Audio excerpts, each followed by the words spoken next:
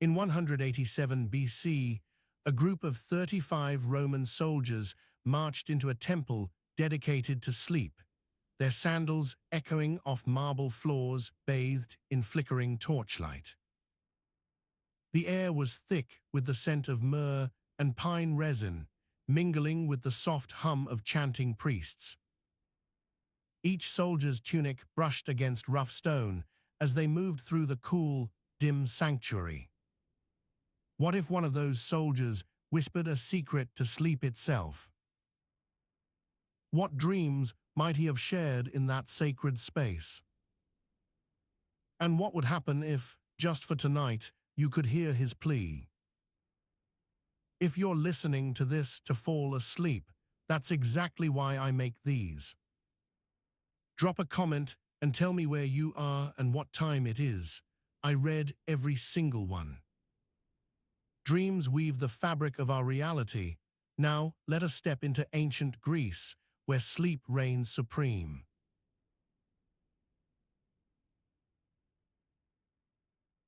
A gentle breeze stirs through the dawn light, its cool fingers brushing against your face with a soft caress. You awaken to this familiar touch, stretching under the weight of a thick woolen blanket that muffles any sounds from outside. The air is heavy with the scent of fresh hay and dewy grass, mingled with an earthy tinge of pine needles crushed beneath the morning footsteps of the local livestock. Your eyes flutter open slowly as you realize it's time to rise. You find yourself in a simple cabin nestled among the rolling hills of Mt. Pelion, where the ancient gods have their feet planted firmly on this earthly plane. The walls are made from rough-hewn wood and stone, with thatched roofing that sways gently when a gust blows through. A fire crackles in the hearth at one end of the room, casting flickering shadows across the dirt floor, shadows that dance playfully over your form as you sit up. The morning is just beginning to break, painting the sky a soft pink and orange with light that seems almost hesitant after the long night. The sounds of nature gradually reclaim their dominance, the distant calls of birds mingling with the rustle of leaves stirred by the wind. It's these small, mundane details that remind you how intertwined your daily life is with this wild landscape. Your hands come to rest on a wooden chest at the foot of the bed, its surface cool and smooth against your skin. You pull open one side, revealing stacks of worn clothes, some foodstuffs, and an array of tools, sharp blades for cutting kindling, sturdy knives for preparing meals. The weight of them in your hands is comforting. It's a reminder that this simple life, however rustic, provides the necessities. A soft thud from outside pulls you away from these thoughts. It sounds like someone, or something, has just entered through an open door at one end of the cabin, and your heart quickens slightly with anticipation. You can almost feel the warmth emanating from a figure stepping into the room. It's as if they're already here, their presence radiating heat even before you see them. The firelight casts dancing shadows that play across your face, making your skin seem flushed in the morning light. The air is thick with the faint hint of wood smoke and the lingering aroma of breakfast being prepared somewhere close by. You know without a doubt that this is your host for today, Heracles, son of Zeus, and he's come to ensure you have everything ready before the day begins. Heracles steps into view fully now, his broad shoulders and muscular form casting long shadows in the low light. His clothes are simple yet practical, a tunic made from thick linen, belted at the waist with a leather strap that bears a few minor scratches from years of use. He carries a large wooden bowl balanced carefully on one hand, its contents spilling just enough to catch your eye. "What do you think?" he asks conversationally, though his tone isn't quite as casual as it might seem given the weight in his hands. "I thought a simple breakfast would be appropriate for our first morning together." You take the bowl from him, feeling the heat of the contents through the wood. Inside is a mixture of barley and water, thickened with bits of something else, possibly lentils or beans, that you can just make out as they stir gently in your hands. "Nothing fancy," Heracles continues, "but I hope it will suffice." You nod without speaking, lifting the bowl to smell its contents. The aroma is earthy and comforting, a mix of grain and water that's almost familiar despite being so different from what you're used to. You take a tentative sip, finding the taste surprisingly satisfying for something so humble. "Did you sleep well?" Heracles asks, his eyes warm as he watches your reaction. "Yes," you say, savoring the warmth in your mouth. "I think it was quite comfortable." Heracles chuckles softly. "A good night's rest is always welcome, even if the bed is hard." He reaches out to ruffle your hair affectionately before sitting down beside you on a low stool. "You're a bit early," you observe, noting how the light outside has barely begun to brighten the room despite his presence here already. "Is something going on?" "Just checking everything's in order for today," Heracles explains with a shrug. "I've got some errands I need to run around town later, but before that," he pauses thoughtfully, running a hand over his beard. "A bit of a long day ahead," you suggest gently, knowing how much work he has on his plate. He nods, his expression softening slightly. "More like an eventful one," he admits with a small smile. "But the morning's still ours to enjoy before all that begins." You nod in agreement, feeling a sense of camaraderie between you and your host. The cabin feels almost cozy now, despite its humble nature. There's something comforting about being here, among these familiar surroundings. Heracles stands up suddenly, carrying the bowl back outside, where he sets it down gently on a nearby table before turning to face you once more. "Breakfast is served," he declares with mock formalism, though there's genuine warmth in his voice that belies any pretense of formality. You smile and stand as well, following him out into the fresh morning air. The scent of dewy grass still clings heavily around you, mingling with the more pungent aroma of livestock nearby. Heracles leads you towards a small orchard where a few other figures are already gathering, your fellow guests for today's events.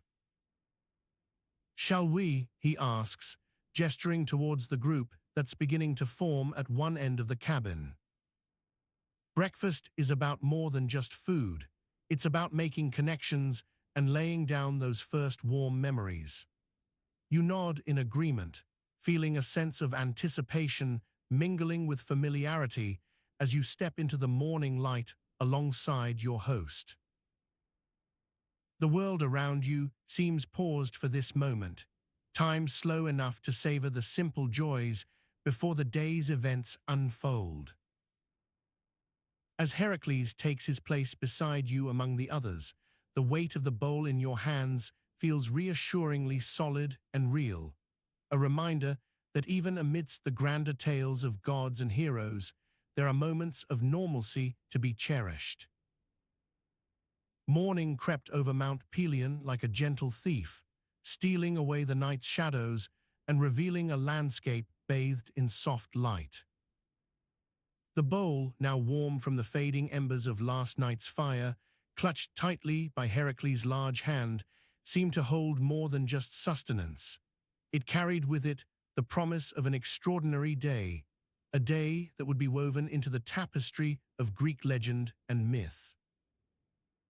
Heracles turned his gaze toward the horizon where the sun began its ascent, painting the sky in hues of orange and pink. The light flickered across the dew-kissed leaves, casting a glistening sheen on every surface. He took a moment to inhale deeply, savoring not just the scent of dawn, but also the camaraderie around him. His companions, Deianira, his loyal wife, Theseus, the brash prince from Athens, and a handful of demigods and heroes who had gathered here for their own reasons, sat in quiet anticipation. The air was thick with the promise of adventure and danger that lay ahead, but Heracles felt oddly at peace. For once, he wasn't focused on his next quest or the looming threats that loomed over Olympus. Here, among these fellow warriors and heroes, there existed a bond forged by shared trials and mutual respect. Deianira leaned forward slightly, her eyes crinkling with amusement as she glanced at Heracles. "I must say, this morning breakfast seems rather mundane compared to what we've been through," she remarked softly. Heracles chuckled, his deep voice rumbling beneath the serene landscape. "True enough, but it's not every day that you get to sit and enjoy a simple meal with your closest friends." Theseus nodded in agreement, his eyes sparkling with mirth. "Aye, and besides, we've had more exciting moments than breakfasts. This morning is just, well, normals." The demigods around them chuckled, the weight of their shared experiences creating a bond that transcended their mortal lives. As they ate, the conversation flowed easily between them, a mix of stories from past battles, jokes at each other's expense, and even whispers about the gods who watched over them. Heracles listened intently as Theseus recounted his encounter with the Minotaur in Crete, marveling at the hero's bravery and cunning. Deianira shared a story about her own prowess during the Nemean Games, drawing laughter from those gathered around. The stories were laced with both humor and respect for each other's accomplishments, weaving an intricate tapestry of camaraderie that stood as a testament to their friendship. Yet amidst these tales and the warmth of their company, Heracles could feel something niggling at him, a sense of foreboding that seemed almost tangible. It was as if the air itself grew heavier with every passing moment, carrying whispers of an impending storm. He glanced up once more towards the horizon, where a shadow loomed ominously on the edge of visibility. "Did you all notice?" he asked softly, his voice barely audible over the gentle murmur of their conversation. The heroes turned to look at him, sharing expressions that ranged from concern to curiosity. "This isn't just dawn," Heracles continued. "Something different is coming." Deianira's eyes narrowed as she too caught sight of the shadow. "What do you think it could be?" Heracles shook his head slightly, a furrow forming between his brows. "I'm not sure, but whatever it is, let us be prepared for anything." The heroes exchanged glances before nodding in unison. The atmosphere shifted then, a quiet tension settling over the group as they steeled themselves for what lay ahead. As dawn fully broke and painted the sky with golden light, Heracles stood up from his place beside Deianira. "We should get ready," he said firmly. "Olympus has its ways of reminding us when it needs our attention." With that, the heroes began to pack their belongings, a sense of urgency growing as they prepared for whatever challenge awaited them on this morning that would shake Olympus. The quiet rustle of leaves and the distant call of birds filled the air as Heracles and his companions made their way back down Mount Pelion. The path ahead was uncertain but fraught with promise, leading into a day where heroes would be tested in ways they had never imagined before.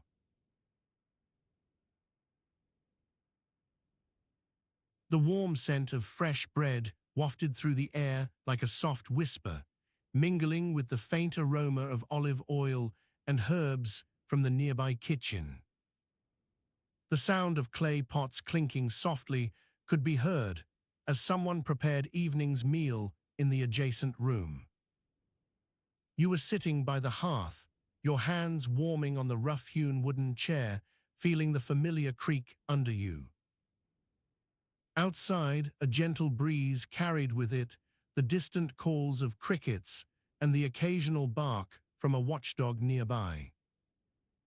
You had been walking for most of the day through the winding paths of Mount Helicon, following a path that seemed to be leading somewhere important, yet unmarked by any signpost or guide. Your feet were beginning to ache slightly, the leather sandals chafing against your skin as you made progress up and down the hills. The sun was starting its descent, casting long shadows across the landscape. The path ahead was uncertain but fraught with promise, leading into a day where heroes would be tested in ways they had never imagined before.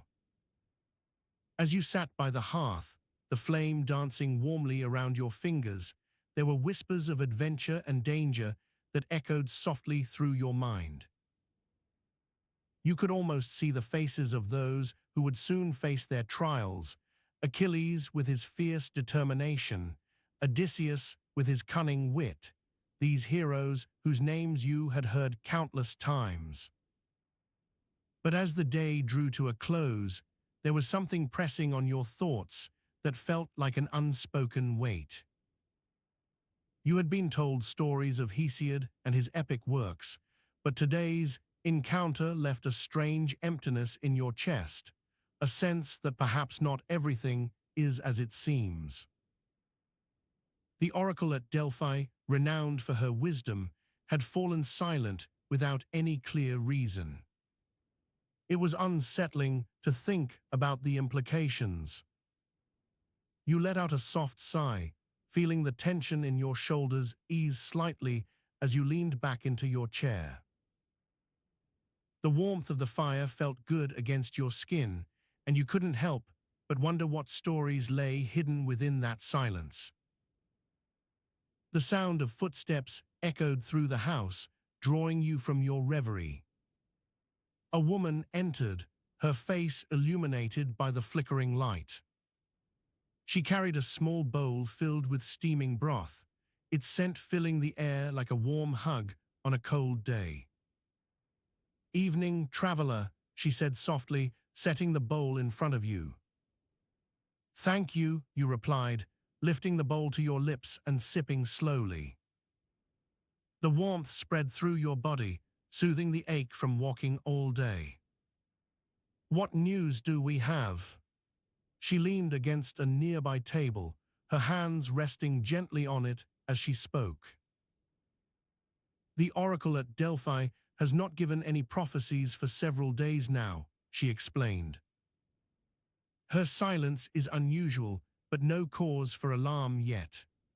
You frowned slightly, setting the bowl down. The woman's words didn't fully answer your questions. You had heard stories of how the oracle was consulted by kings and warriors alike, her wisdom sought after in times of uncertainty. Yet here you were, facing a mystery that seemed to defy explanation. The silence around the hearth felt thick, almost tangible. It was then that you noticed something peculiar. There was no firelight on one side of your chair. You turned slightly, glancing over and seeing an empty spot where smoke usually curled up into the rafters above. The absence struck a chord in your mind, stirring a sense of unease. Your eyes flicked back to the woman as she continued her explanation, but something was missing from her words. It felt like there were layers beneath the surface that needed uncovering, layers you couldn't quite put your finger on yet. "And what about Hesiod?" you asked gently. "Is he all right?" She hesitated for a moment before speaking again. "Hesiod is busy working on his new poems, much as always," she said, her tone light but guarded. Your heart quickened slightly at the mention of him. The famous poet who had written so many tales that shaped your understanding of ancient Greece. He was known to have a deep connection with the oracle and often sought counsel from Delphi in his work. Yet now he seemed distant, almost as if he too were avoiding something. The woman noticed the change in you and leaned closer. "Are you feeling well?" she asked softly, concern evident in her eyes. You nodded slowly, running your fingers through your hair to smooth it down. The heat of the fire played on your skin like a gentle caress, but beneath that warmth lay an undercurrent of something more complex. You were beginning to feel as if there was a puzzle here, pieces missing and gaps where answers should be. The woman noticed your stillness and moved closer, her touch warm against yours. "Let's take this slow," she whispered, pressing you gently back into the chair. "We'll figure it out together." You closed your eyes for a moment, letting yourself be comforted by the familiar warmth of the hearth. The fire crackled softly around you as night settled in deeper outside. You felt the weight on your chest begin to lift slightly, replaced with a sense of calm that allowed you to breathe easier. But even as you leaned back into relaxation, questions continued to weave through your mind. What if this silence was more than just a momentary lapse? What if there were hidden meanings behind Hesiod's work and the oracle's absence? As sleep began to claim its hold on you, the firelight casting long shadows across the room, you found yourself wondering about the very fabric of these ancient stories. Were they truth or fiction, history or myth, or something in between? The weight of such questions lingered as you drifted into a dreamy state, your mind still grappling with the unspoken promises and silent whispers that had haunted this evening. The warmth of the fire continued to surround you even as sleep took hold, its gentle glow reflecting off the walls like a soft embrace. And in that moment, you felt both comforted and troubled, aware of stories yet untold and secrets waiting just beyond reach. In the silence that followed your initial whispers and reflections, you found yourself lying on a cot within an ancient structure, a humble cottage perhaps, or possibly the remains of a storied temple. The air was thick with the scent of old parchment and incense, mingling with the earthy aroma of damp stone. Shadows danced across the ceiling from flickering flames outside, casting eerie patterns that seemed almost alive.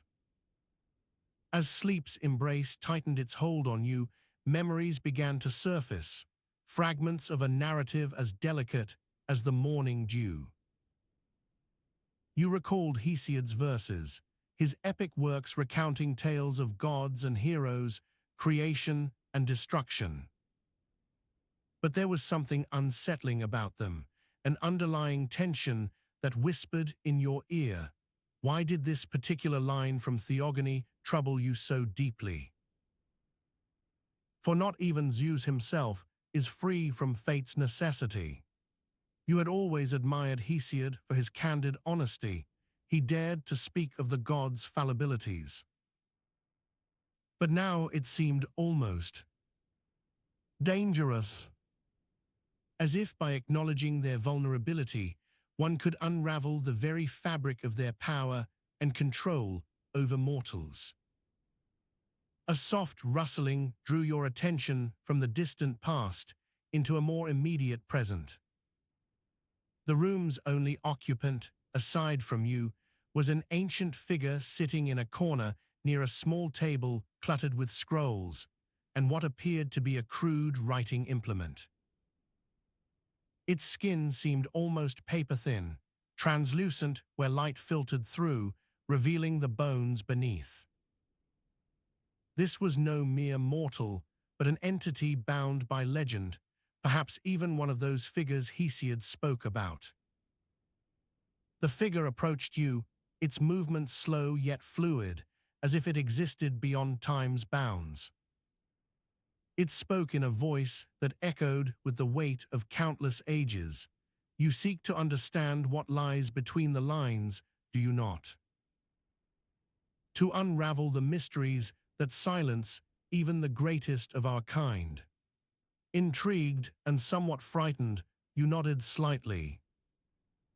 Then listen well, it continued, its eyes glowing faintly in the dim light.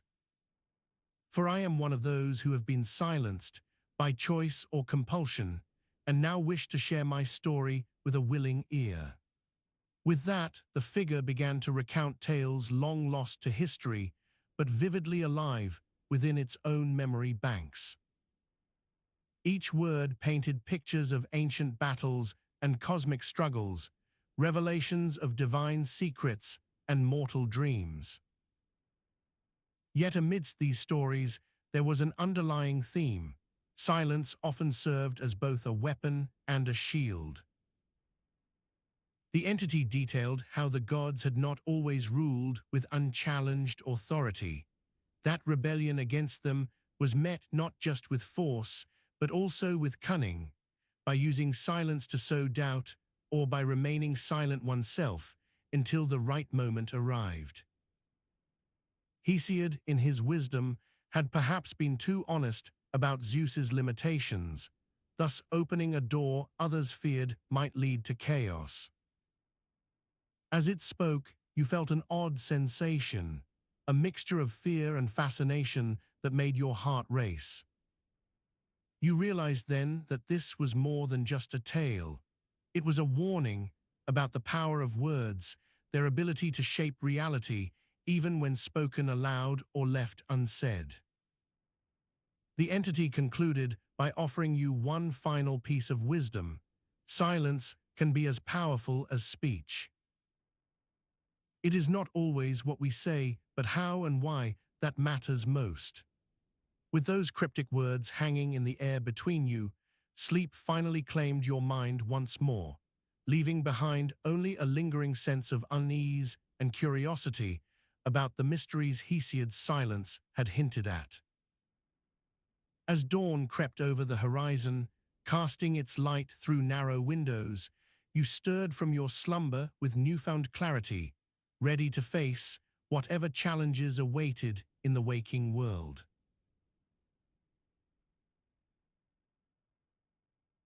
As dawn crept over the horizon, casting its light through narrow windows, you stirred from your slumber with newfound clarity, ready to face whatever challenges awaited in the waking world.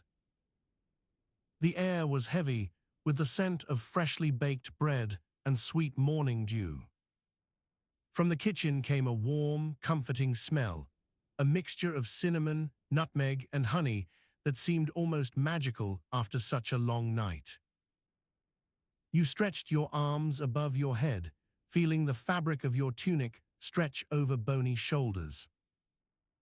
A slight ache in your joints from the cold stone floor hinted at another restless night spent reading by candlelight. The weight of the book you held slipped into your lap, Dione's * Library of Myths *, its leather binding worn and familiar. As you rose, a soft thud came from just outside the bedroom door, a reminder that even in this quiet household, nothing was quite as it seemed. Perhaps someone had forgotten to put back their sandals last night. You gathered your thoughts, feeling the weight of the book more firmly against your chest, as if it were holding you together. The kitchen was dimly lit by a single oil lamp flickering on one wall, its flame a steady, soothing presence in this otherwise shadowy space. The table groaned under the weight of several large bowls and platters stacked haphazardly upon it. A jug of water sat to one side, with an unwelcome rattle each time you knocked into it. A woman's voice called from just outside, "Good morning, child." "You're up early." Your mother, Clymene, stood in the doorway, her head crowned with a wreath of olive branches and her eyes twinkling.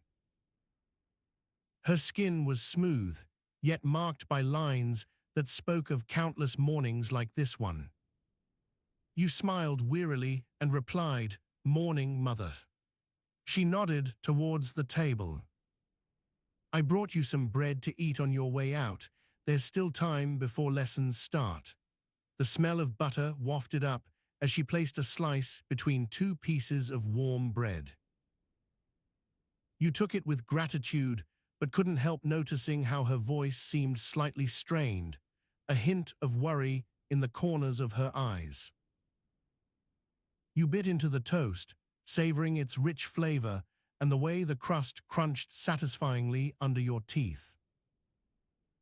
The warmth spread through you almost like magic. Perhaps that was why everyone said this bread had been baked by Aeneas's own hands once upon a time. The thought made you chuckle softly to yourself. "Thank you, mother," you mumbled around a mouthful of food, noticing how the warmth of the toast felt oddly comforting against your cold skin. Clymene smiled warmly back. "You're welcome, dear." She reached out and gently patted your cheek, a small gesture that made you feel both loved and awkward all at once. "Remember to finish this before it gets too cool," she added with a pointed glance towards the still steaming bread on her own plate.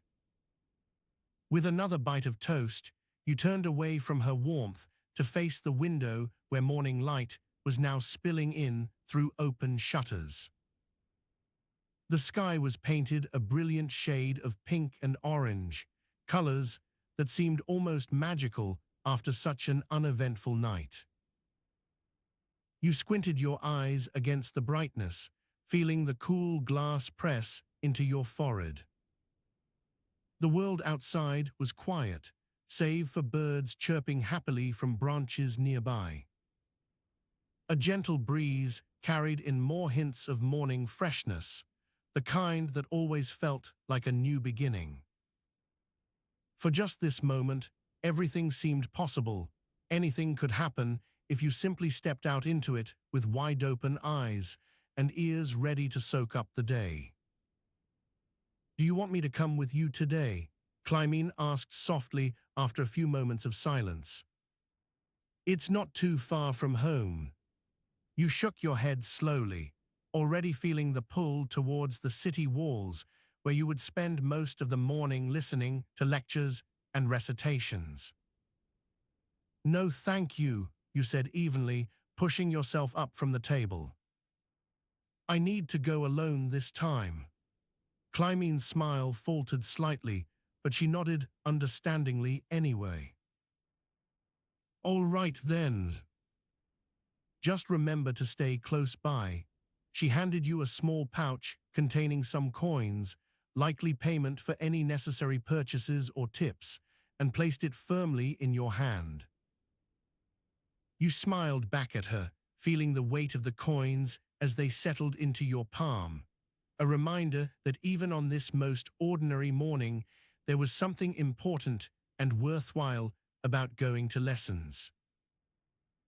With another quick kiss from Mother, you stepped out into the cool, early morning air, ready for whatever lay ahead in the bustling city beyond.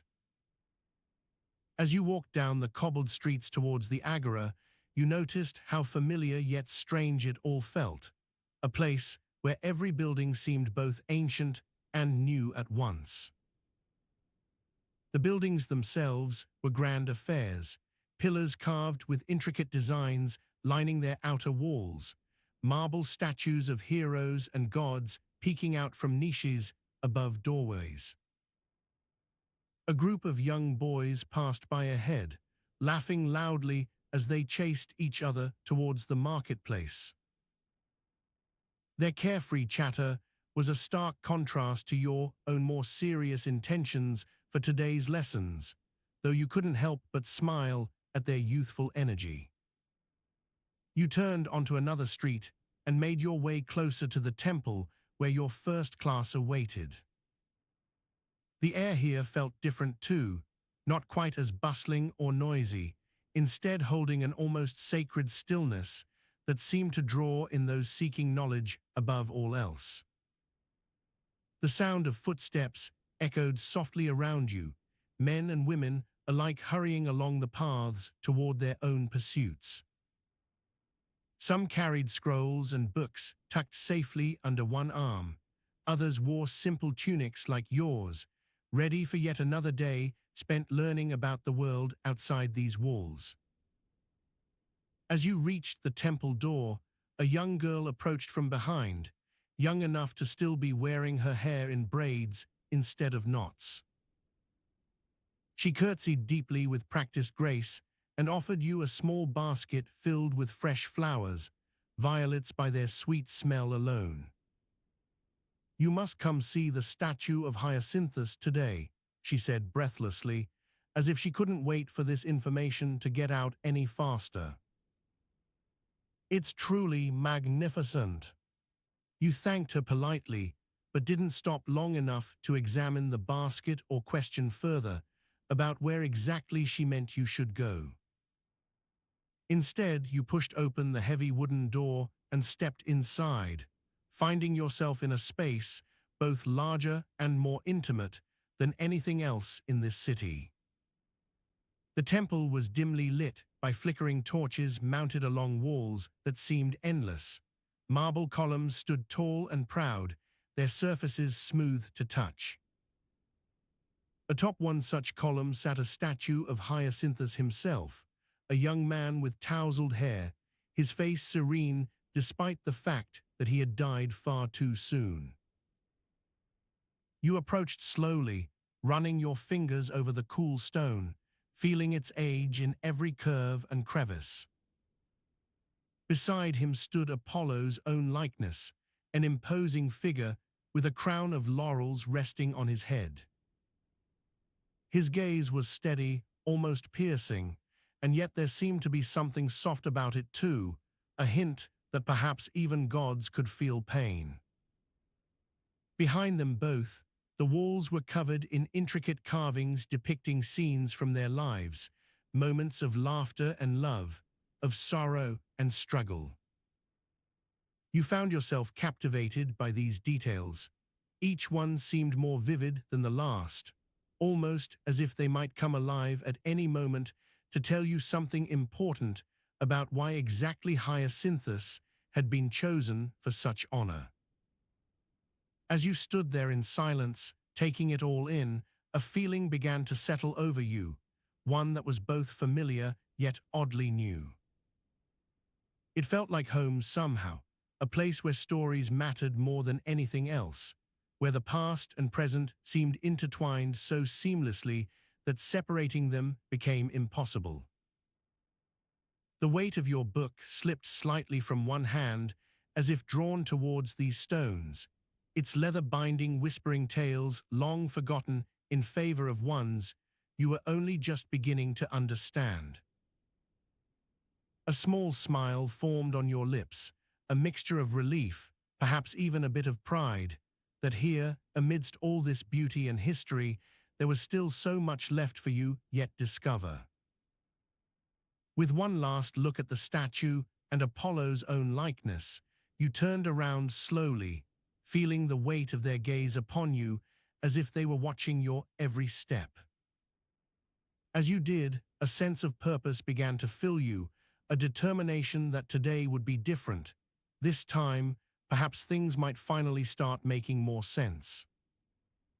Outside again now, bathed in morning light once more, you couldn't help but wonder just how many secrets lay hidden within these very walls, waiting patiently for someone brave enough or curious enough to uncover them.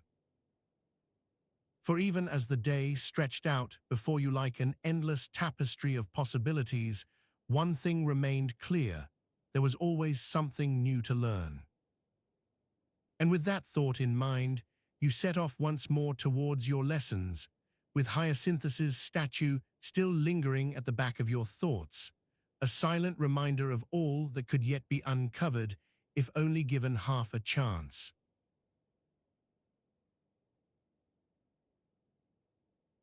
As dawn crept over the horizon, casting its light through narrow windows, you stirred from your slumber with newfound clarity, ready to face whatever challenges awaited in the waking world. The weight of a heavy wool blanket clung to you like a second skin, and you stretched slowly under the cool morning air that seeped into the room. A faint scent of freshly ground barley wafted through the open window, mingling with the crisp morning chill. You stood from your bed, yawning widely as you made for the basin in the corner, where water was already warming up by a small fire. The rough wooden plinth felt cool under your hands, and you splashed some of the steaming liquid over your face to wake yourself fully. The steam tickled at your nose, sharp and invigorating against the early morning stillness. As you stood there, a soft murmur from outside filled the air, a constant chatter that was strangely comforting in its familiarity. It seemed like voices whispering secrets of dawn, carrying on the light breeze that swept through the open window. The hum grew louder as people began their daily routine out in the marketplace below. Your thoughts wandered to last night's tale of Demeter and Persephone and their deal that had shaped so much of the world you knew. As a young scribe, you'd heard many stories from your mentor, but this one was different. It carried a weighty silence between its lines, as if there were more than met the eye. In the kitchen nook, you found a small jar filled with honey and grains, nestled in a cloth to keep them fresh. A wooden bowl beside it contained some bread that had been left for your morning meal. You picked up an ear of barley bread, its crust still a bit doughy from the night's baking. The smell was earthy and comforting, a mix of warm oven and the natural sweetness of the grains. You took a bite, savoring the flavor as you chewed slowly. It wasn't much by your standards, but it was satisfying enough for now. As you ate, your mind wandered to Persephone's role in this story, the young maiden who had been taken down into the underworld and then brought back again. The deal between her mother Demeter and Hades, which allowed Persephone a brief return each year. It made sense on one level, but something about it felt. How could they have agreed to such a thing? What did this mean for Persephone herself? She was forced into an existence where half the year she lived in darkness below and the other half back above with her mother. The thought of being torn between two worlds was almost too much to bear. You put down your bread, feeling a knot form in your stomach as you considered their arrangement further. Demeter had been so desperate for Persephone's return that she'd even made this deal, but what about Persephone? Hadn't she wanted to be with her mother? The smell of barley continued to fill the room, mingling with the fresh scent of morning dew that clung to everything outside. You stepped out into the small courtyard behind your house, stone steps leading down to a patch of wildflowers and herbs growing in an untended garden. The sound of water trickled softly from a nearby fountain. You sat on one of the stone benches, letting your feet dangle over the edge as you pondered their arrangement further. What if there was more to it than just these two? What about Hades himself? Did he have some hidden hand in this deal? The underworld wasn't known for its kindness or generosity. Your thoughts turned back to the story, what if, what if? You could almost see Persephone as a small figure standing between two realms, constantly torn. But there was something else here, a hidden sacrifice perhaps, that made her position even more tenuous and complex than it already seemed. You picked up a flower from the garden, its petals soft against your fingers. The colors were vibrant, deep reds and purples that almost screamed of forbidden things. You ran them through your hands, feeling their texture as you thought about this hidden sacrifice. It had to be something significant for such an intricate deal. The sun rose higher in the sky now, casting a warm light over everything. The world outside was awakening fully, but inside the house it remained quiet and contemplative. The weight of your thoughts pressed down on you, like the blanket still heavy from last night's rest, and you found yourself drawn back to Persephone. You stood up slowly, brushing off your hands as if there were dirt or sweat that needed washing away. There was no denying the complexity of their arrangement. It went far beyond just a simple exchange between mother and daughter. Something else was at play here, something hidden in plain sight. As you walked back inside, the sound of voices grew louder outside, the chatter of people settling into daily life, carrying on with whatever chores or trades awaited them. The weight of your thoughts clung to you like the morning dew, and yet, despite it all, there was a strange comfort in knowing that even these small details mattered. You paused at the door, looking out onto the bustling marketplace below. People moved about their business, bargaining over goods, haggling prices, chatting with neighbors. It seemed so ordinary and mundane compared to what you'd been thinking just moments ago. But perhaps it was in those everyday acts that the true story lay. With a sigh, you pushed open the door, stepping out into the morning light. The world outside beckoned, waiting for your attention as always, and yet, even now, you couldn't quite shake the feeling of something hidden beneath everything. What if there were more to this deal than just Persephone's return? What if it was all part of a much larger story? As you walked down the stone steps towards the marketplace, the morning air filled your lungs and the world around you began to take shape in new ways, familiar yet subtly different from before. The weight of these thoughts lingered as you joined the flow of people going about their day. Perhaps it was this hidden sacrifice that made all the difference, the small details that connected everything together into a tapestry far more complex than anyone had ever imagined.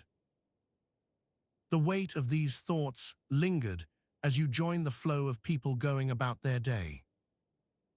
The city was bustling with activity. Merchants hawked their wares, children played games in the streets, and citizens hurried to their daily tasks. Yet amidst this chaos, a quiet tension seemed to pervade the air, a whisper of what lay beneath the surface. You found yourself walking towards the marketplace, your steps slow as you tried to process the weight of Demeter's sacrifice. How could one small detail change everything? The myth of Persephone and Hades was not just about a brief abduction. It was a complex web of agreements and sacrifices that held the very fabric of their world together. As you reached the marketplace, the scent of fresh bread mingled with spiced honey cakes and olive oil. You could hear vendors haggling over prices while children laughed nearby. Yet your mind drifted back to the story Demeter had shared in her dreams, the hidden sacrifice that tied everything together like a delicate tapestry. You remembered how Persephone, upon returning from Hades' realm, had tasted of his pomegranate seeds. A small detail, but one that bound them both forevermore.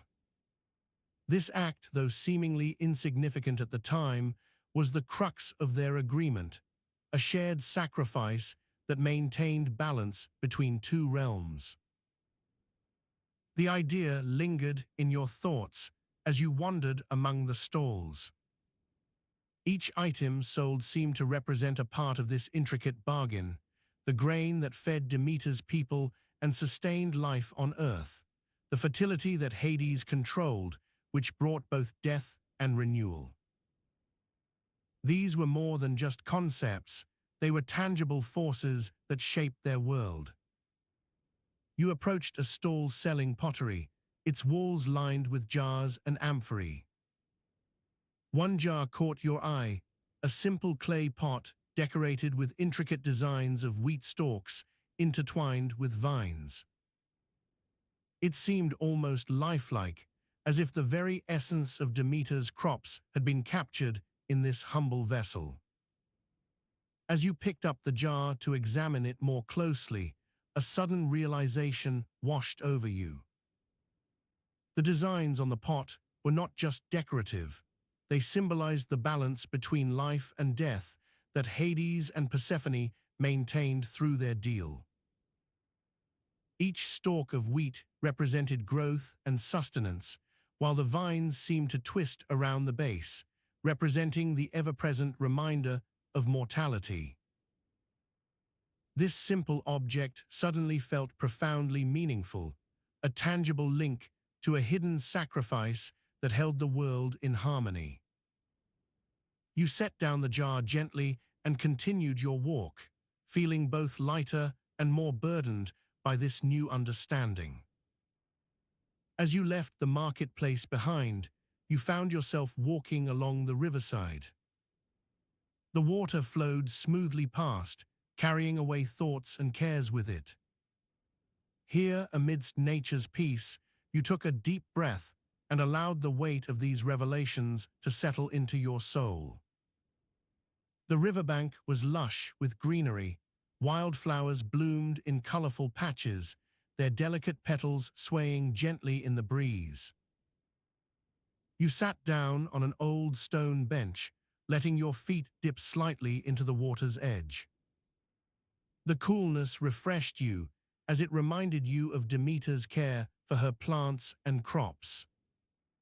You thought about how this hidden sacrifice was not just between Hades and Persephone, but also encompassed all beings living in their world, humans, gods, even the natural elements themselves.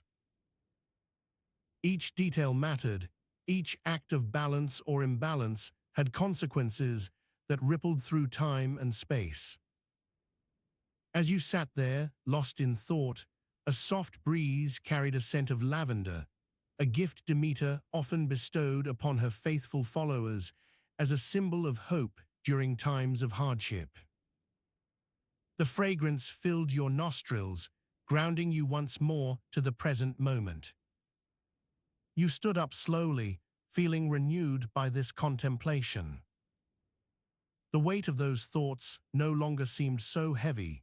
Instead, they now served as a guiding light, illuminating deeper connections and complexities within both myth and reality. With a sense of clarity, you began your journey home, ready to share these insights with Demeter when the time came. The cityscape slowly transformed around you as night approached, casting long shadows across cobblestone streets. You walked under stars that seemed unusually bright tonight, each one whispering secrets of their own hidden sacrifices and balances kept in cosmic order. As you reached your door and stepped inside, you closed it behind you, feeling the weight of these new insights settle into your heart and mind, ready to guide your next journey or dream. As you reached your door and stepped inside, you closed it behind you, feeling the weight of these new insights settle into your heart and mind, ready to guide your next journey or dream. The smell of pine incense lingered in the air, a faint but persistent scent that clung to your clothes like old memories. You breathed deeply, savoring its lingering presence as if it were a comfort from another time. You moved through the dimly lit entryway into the small vestibule where you kept a wooden stool and an oil lamp. As you sat down on the stool, the weight of the stool pressed gently against your thighs, familiar yet comforting in this quiet moment. The oil lamp flickered weakly as you adjusted it to catch more light from the single candle already lit within. You noticed that the flame cast long shadows across the stone floor, creating a soft and almost ethereal dance of light. The weight of your sandals on the stone made tiny echoing sounds with each step, a reminder of your physical presence in this space even as you lost yourself in thought. Your mind wandered to Apollo's temple, which had been troubling you these past few days like an unspoken curse that followed you through every mundane task and dream. You remembered the day when you first noticed something strange about the temple. Its air seemed thick with a peculiar smell, almost a faint aroma of rotting flesh or perhaps old blood. It was so subtle at times it might have been imagined, but other moments were unmistakable. You had tried to ignore it, attributing it to poor ventilation in such an ancient place. As you leaned back against the wall, your fingers brushing against the cool stone, you felt a familiar frustration building up inside. What if everyone else dismissed this as mere superstition or paranoia? The smell could be explained away by countless mundane reasons. Perhaps a small animal had died somewhere near the temple and was only slowly decomposing over time. Yet every now and then, when you stood close to Apollo's altar, you caught that unmistakable whiff. It lingered in your nostrils long after leaving the temple grounds. You wondered if perhaps others noticed it too, but never mentioned anything out of fear or respect for tradition. Your fingers traced a pattern on the stone wall beside you, a series of small indentations made by countless visitors over centuries. These marks were not just random graffiti. They told stories, whispered secrets, and held memories that spanned generations. You felt a sense of kinship with all those who had touched these walls before, their hands leaving behind tiny fragments of themselves. The oil lamp cast an orange glow onto the floor, illuminating small cracks where bits of chipped stone lay scattered.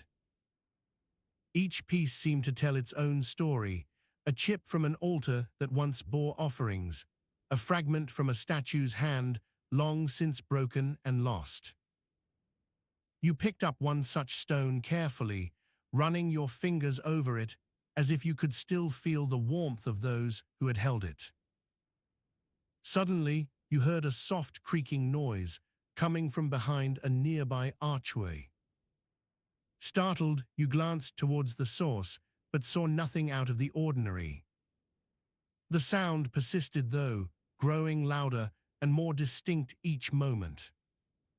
Curiosity piqued, you rose slowly to your feet and approached the archway.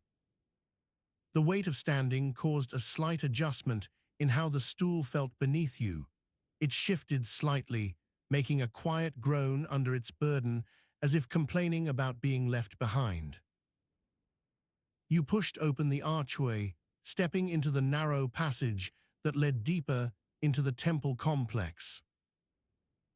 The dim light from your oil lamp cast long shadows ahead of you, creating an eerie atmosphere. As you walked further in, you noticed how the air grew colder and more still. The smell seemed to intensify here, almost as if it were whispering secrets only for those who would listen closely enough. You could hear faint echoes of voices or perhaps whispers floating through the stone corridors, making your heart race with a mix of excitement and unease. The passage led you to a small chamber where a marble statue stood in solitary grandeur. It depicted Apollo himself, arms outstretched as if welcoming worshippers into his presence. The statue seemed almost lifelike despite its age.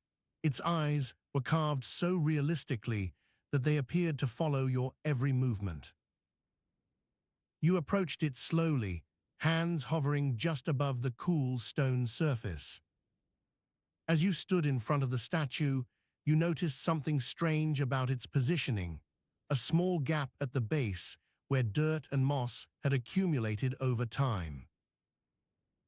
Curious, you reached down cautiously with one hand, gently brushing aside the debris to reveal a hidden compartment beneath it. Inside lay an ancient scroll wrapped tightly around itself. You carefully unfurled the scroll, feeling its rough texture against your fingertips, as if each line told a story of its own. As you read through the faded ink, you were struck by how personal and intimate these words felt, like they had been written specifically for someone who might stumble upon them in just such circumstances. The text spoke of sacrifices long ago made to appease Apollo during times of great distress or drought. But there was something else too, a mention of an unspoken curse that plagued the temple, one that only seemed to manifest when certain conditions were met.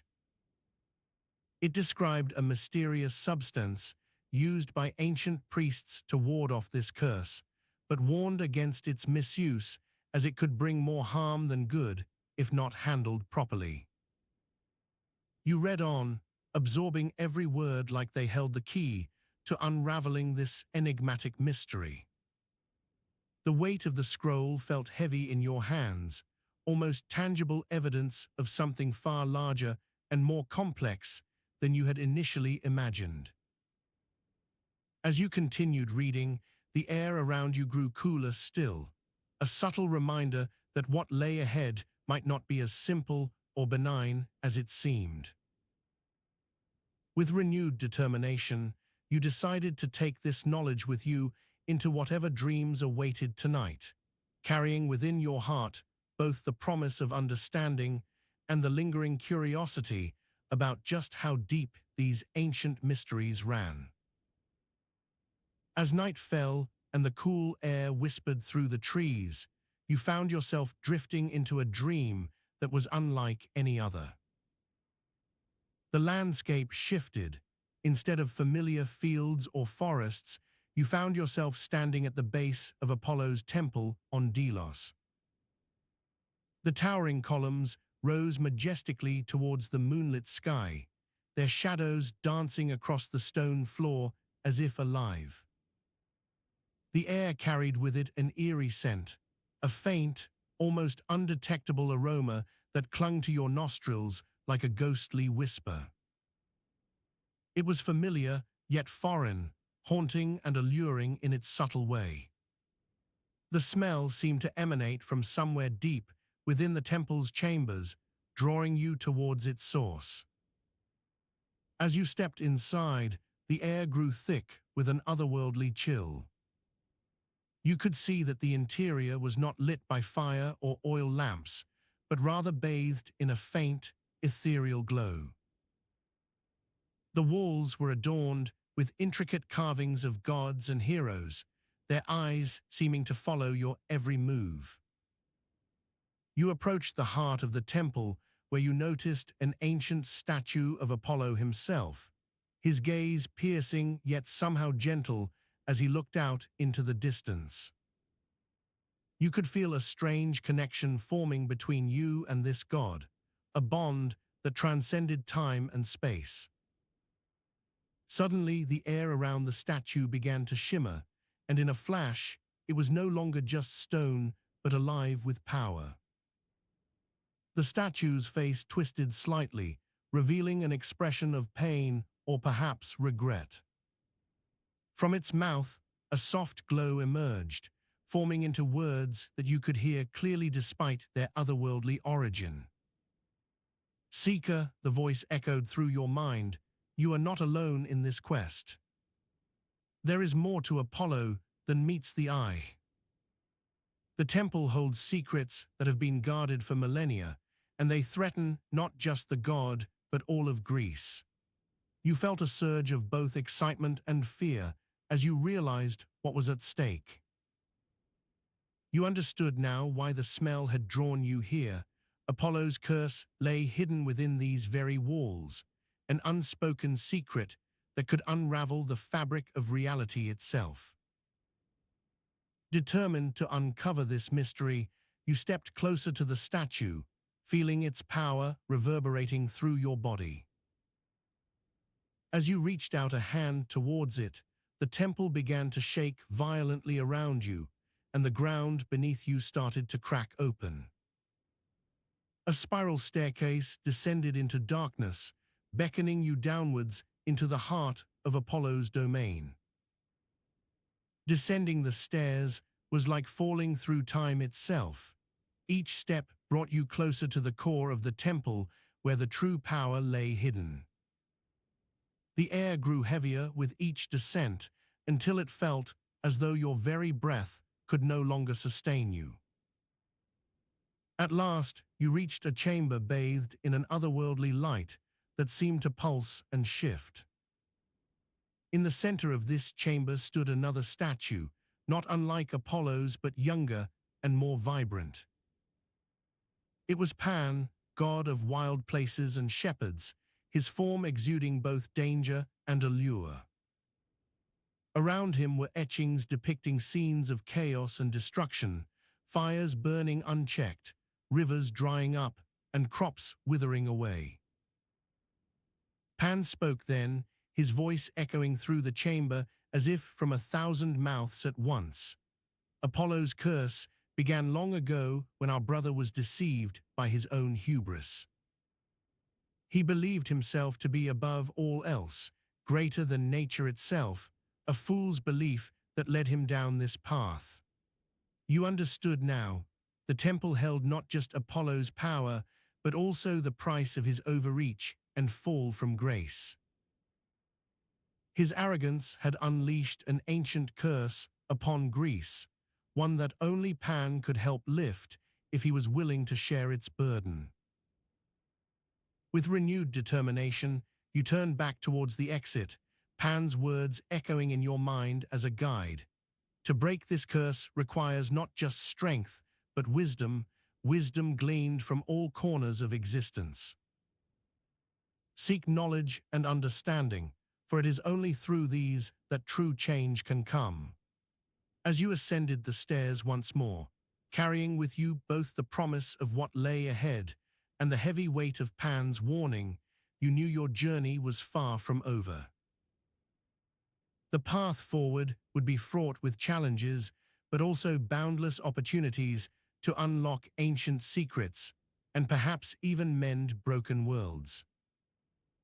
Emerging back into the moonlit night air, you felt a mix of relief and anticipation. The smell lingered in your memory, a haunting reminder that no matter how deep you delve, there is always more to discover within these tales of Greek mythology. The warmth of a gentle summer breeze brushed against your cheek, carrying with it the earthy scent of newly turned soil and fresh grass that had been trodden down by countless feet over centuries. The air was heavy with the promise of twilight, when shadows began to lengthen and the world seemed quieter, less frantic, more contemplative. You found yourself sitting on a weathered stone bench in what once served as an agora near Athens, surrounded by remnants of ancient times that spoke softly of stories long past. Your fingers traced the rough surface beneath your palms, each groove telling its own tale of wear and tear from generations of restlessness and repose. The sun hung low, casting everything into a warm golden hue that seemed to slow time itself. You felt the weight of history in every stone you touched. It was as if they were holding their breaths just for this moment. A gentle creak echoed around you, a cart rolling by on nearby cobblestones. Its rhythmic sound mingled with the distant hum of voices, a soft murmur that spoke volumes about the lives played out below. You could almost make out the whispers of conversations from tavernas, where farmers discussed their yields or poets shared tales under flickering lights. The smell of cooking wafted through the air, a heady mix of roasting meats and garlic-laden herbs. From nearby, you heard a pot clanging against another as water boiled in preparation for evening meals. The aroma was comforting, yet somehow unsettling, stirring memories of countless nights spent around similar fires, tales told and retold. As the last rays of sunlight faded from view, the agora began to quiet down. Merchants packed up their wares, children made their way home, arms laden with the day's lessons or playthings gathered on their journeys through the city. The weight of evening settled gently upon you, a sense of contentment mixed with a hint of anticipation for what lay ahead. In your hands, you held an ancient coin, its edges worn smooth by time and countless fingers that had passed it from one to another over millennia. It was not just any coin, but one minted in Athens itself, bearing the face of Athene, protector goddess and symbol of wisdom. The cool metal felt reassuringly familiar against your skin, a reminder perhaps that no matter how far you wandered or what tales were spun, this place held a piece of you. A soft rustle drew your attention. A figure cloaked in shadows approached from behind the nearby temple. His footsteps were silent on the worn stones, yet there was something about his presence that made the air around him feel charged with purpose.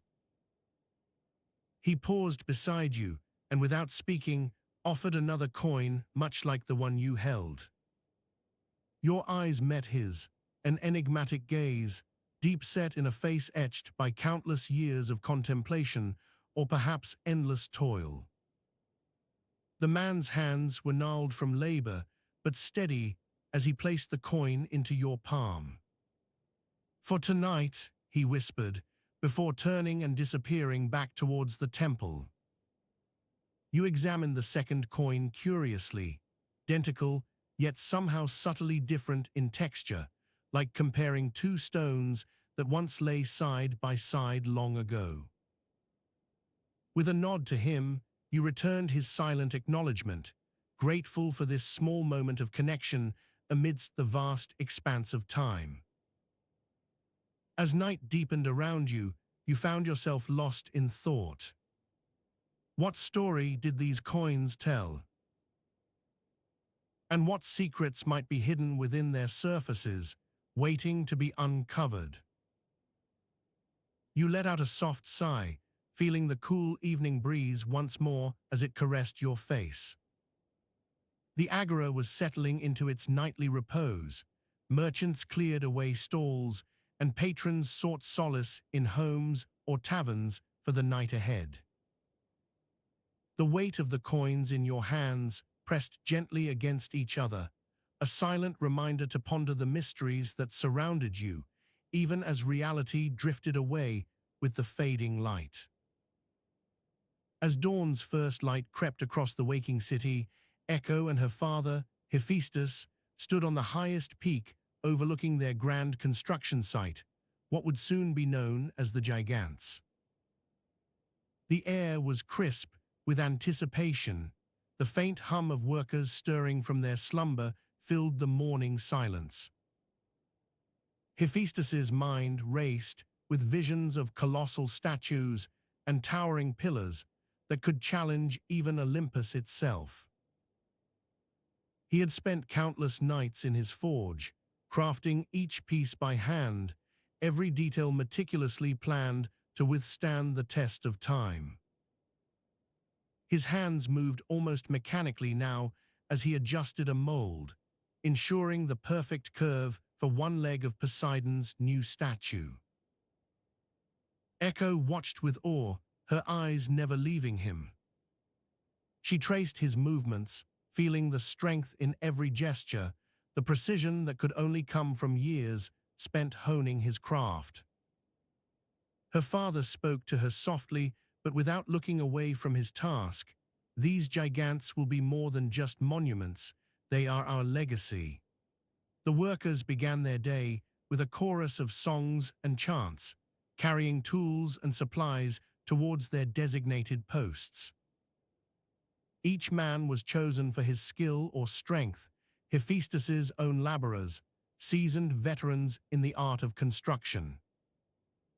They moved like a well-oiled machine, each piece fitting into place as if guided by an unseen hand.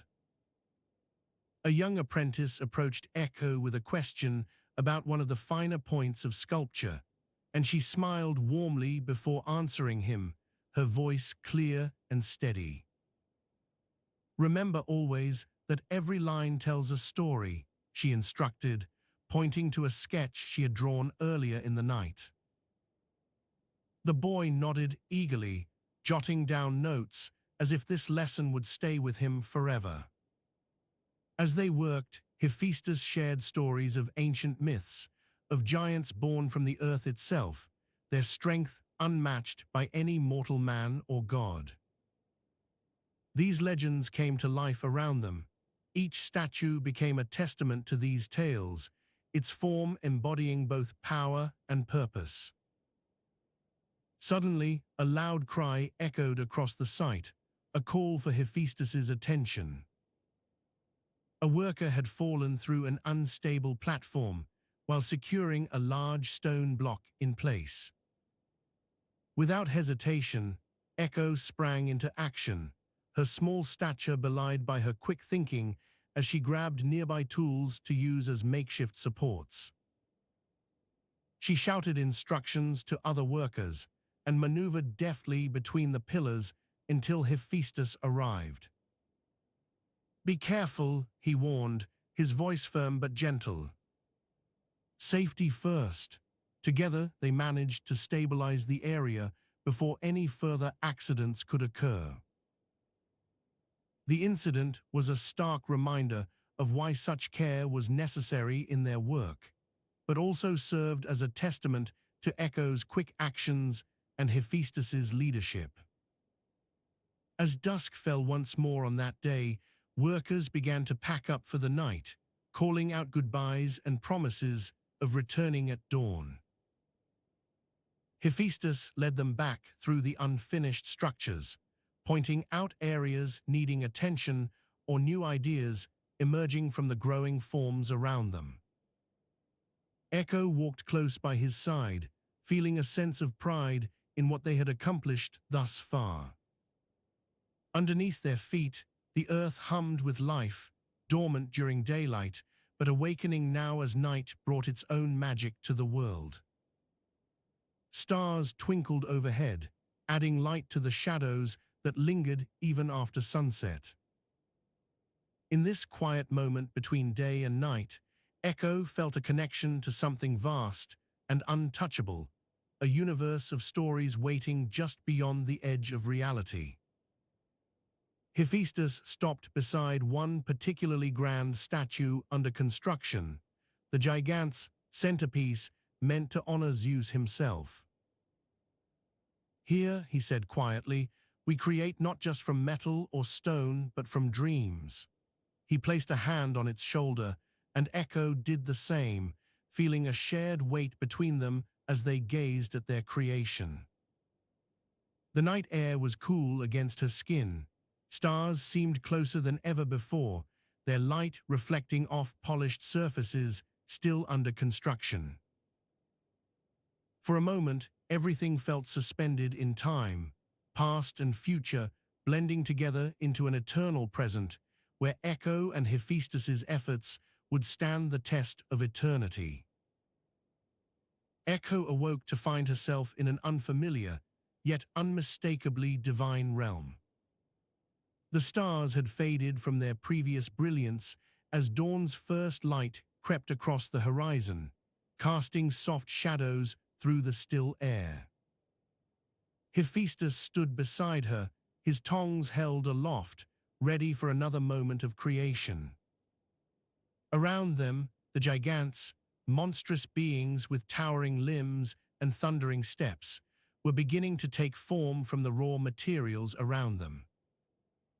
Echo felt a surge of awe mixed with trepidation as she gazed upon their emerging shapes. Each gigant was crafted in meticulous detail, thick, muscular arms flexed slightly, bearing veins beneath skin that shimmered like polished bronze. Legs, sturdy and powerful, hinted at feats yet to be accomplished. They seemed to stir even now, a collective breath of life beginning its slow rise within them. Hephaestus turned his attention from the Gigantes to Echo, his expression softening as he offered her a gentle smile. "You will see that our efforts are not in vain," he said softly, his voice resonating with determination and hope. He then returned his focus back to the towering forms before them. Echo watched as Hephaestus shaped one of the Gigantes' hands, each movement deliberate and precise. The hand was massive, far larger than any human's, yet it had a grace that suggested strength tempered by purpose. As he worked, Echo felt an unexpected sense of pride swell within her. These beings would walk among mortals, their presence both awe-inspiring and formidable. The dawn broke fully now, bathing the scene in a golden light that highlighted every detail Hephaestus's handiwork.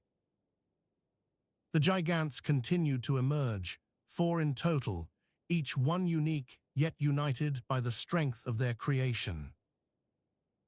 As they took shape before her eyes, Echo found herself drawn closer, feeling an inexplicable connection to these newly formed beings.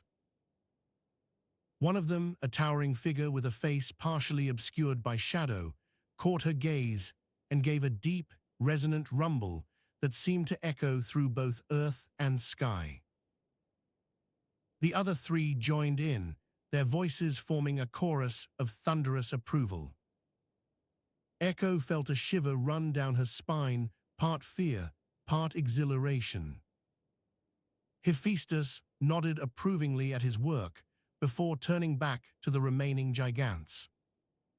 "Now for the final touches," he murmured, raising his tongs once more. With swift, practiced motions, he completed their forms, added a hint of fur along their limbs, polished their skin until it gleamed under the morning sun. As they stood fully formed and majestic in front of Echo, she could see that each gigant bore not only the marks of Hephaestus's craftsmanship, but also hints of life, eyes flickering with an inner light, muscles flexing subtly as if preparing for action. The collective presence of these beings was immense. Their mere existence seemed to reshape reality around them. Echo stepped forward, drawn by a force she could neither resist nor fully comprehend. She reached out tentatively and placed her hand on one of the Gigantes' vast shoulders.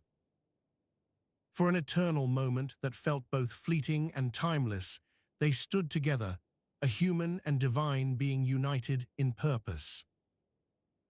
Echo felt a profound connection to these newly born entities, creatures forged from Earth's own essence, imbued with strength and life by the hands of Hephaestus.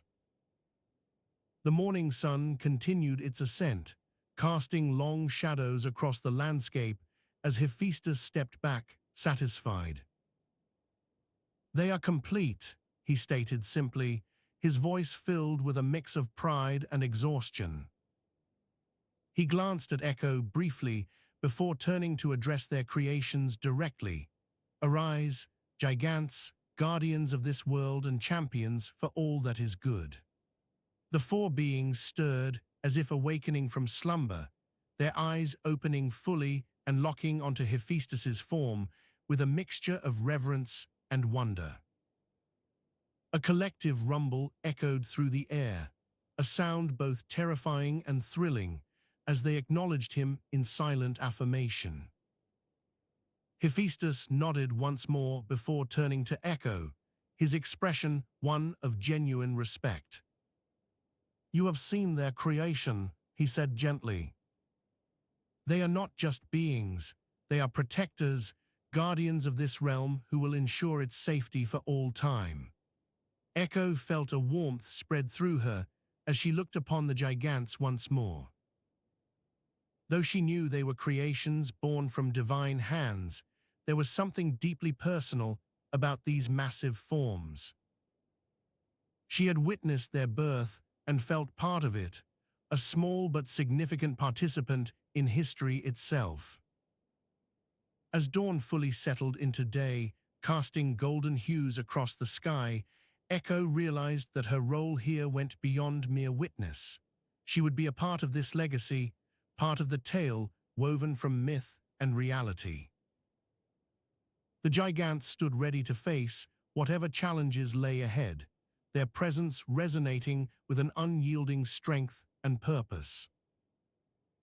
Hephaestus placed his hand on one of Echo's shoulders in silent support before turning back towards the horizon, where new beginnings awaited. "Sleep well," he whispered softly. "For tomorrow brings its own set of trials, and together we shall face them." With a final glance at her creations, Hephaestus stepped into the light, leaving Echo and the Gigantes alone amidst the early morning's glow. As she watched him go, Echo felt an unspoken bond forming, a shared understanding that their paths were intertwined in ways neither could fully grasp. And so, as dawn broke over the horizon, a new era began, one where heroes walked among gods, and together they would shape the future of this ancient world.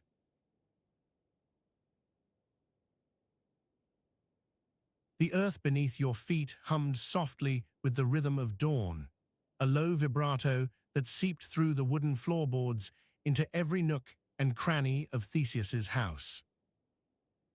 You step out onto the cobbled path, feeling the slight chill of early morning air against the skin of your bare toes as you pull on your woolen cloak. The light is faint but growing stronger, casting long shadows that dance across the ground like restless spirits. You walk down the narrow street, the stones worn smooth by centuries of footsteps. A distant rooster crows, its voice echoing off the walls and filling the air with a familiar, slightly unsettling note of early morning disruption. The smell of baking bread wafts from a nearby bakery, mingling with the scent of damp earth and fresh dew that clings to every surface. As you approach Theseus's house, you pause at the threshold, the door creaking softly under your weight as you push it open. Inside, the air is thick with dust and the faint aroma of wood smoke from a fire that flickers in the hearth. The room feels quiet despite its liveliness. The walls are lined with artifacts, shards of pottery, tools, and pieces of jewelry, all carefully arranged by an eager young archaeologist named Maria. Maria, you remember her, a a sharp-featured girl with hair tied back in a tight braid. She is hunched over a small table, surrounded by piles of clay tablets inscribed with curious symbols that seem to whisper secrets from the past. Her fingers move deftly as she records notes on a leather-bound notebook, her eyes occasionally glancing up at you with a warm smile. "Good morning," she greets softly, not looking away from what she's doing. You nod in response, your mind already wandering over the day ahead. The house is filled with the mundane activities of daily life. Dishes stacked on a nearby shelf, clothes hanging to dry by the fire, and an array of tools and implements that hint at the work that went into maintaining this household. You can feel the weight of the heavy wooden chair as you sit down beside her, sinking slightly into its soft cushion. The chair is old but comfortable, creaking gently with each movement. Maria glances up again, a small frown playing on her lips. "What's troubling your thoughts?" she asks, her voice barely above a whisper. You shrug, running a hand through your hair in an absent gesture. "Nothing much," you reply honestly. "Just thinking about the day ahead." Maria nods thoughtfully before returning to her work, but not without another small frown that tugs at the corners of her mouth. The air around you feels heavy with anticipation. It's as if even the walls are holding their breath in wait for something. The room is cluttered and lived in, filled with the sounds of everyday life. A pot of water hisses gently on the fire, and a wooden bowl clatters softly against the floor when left unattended. The light from outside streams through the small windows, casting everything into sharp relief. Shadows dance across the walls in playful patterns. You take up one of the clay tablets, running your fingers over its rough surface. The symbols are faint but clear enough to make out.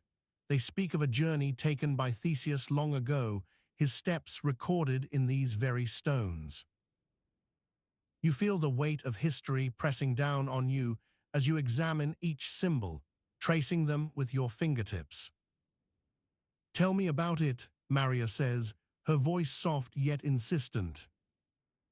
"These tablets hold secrets from times gone by, moments that shaped this world." You look up at her, feeling a small smile tug at the corners of your mouth despite yourself. It's easy to imagine Theseus walking through these very rooms, his steps echoing off stone walls much like you can hear now. "I'm not sure," you admit honestly. "These symbols are so old, I think they're from a time when he was still young and strong." Maria nods slowly, her eyes never leaving the tablet she holds in hand. The air feels thick with the weight of unspoken words. There's something about these stones that makes even silence feel heavy. You reach out to touch another symbol, tracing it lightly as you speak softly.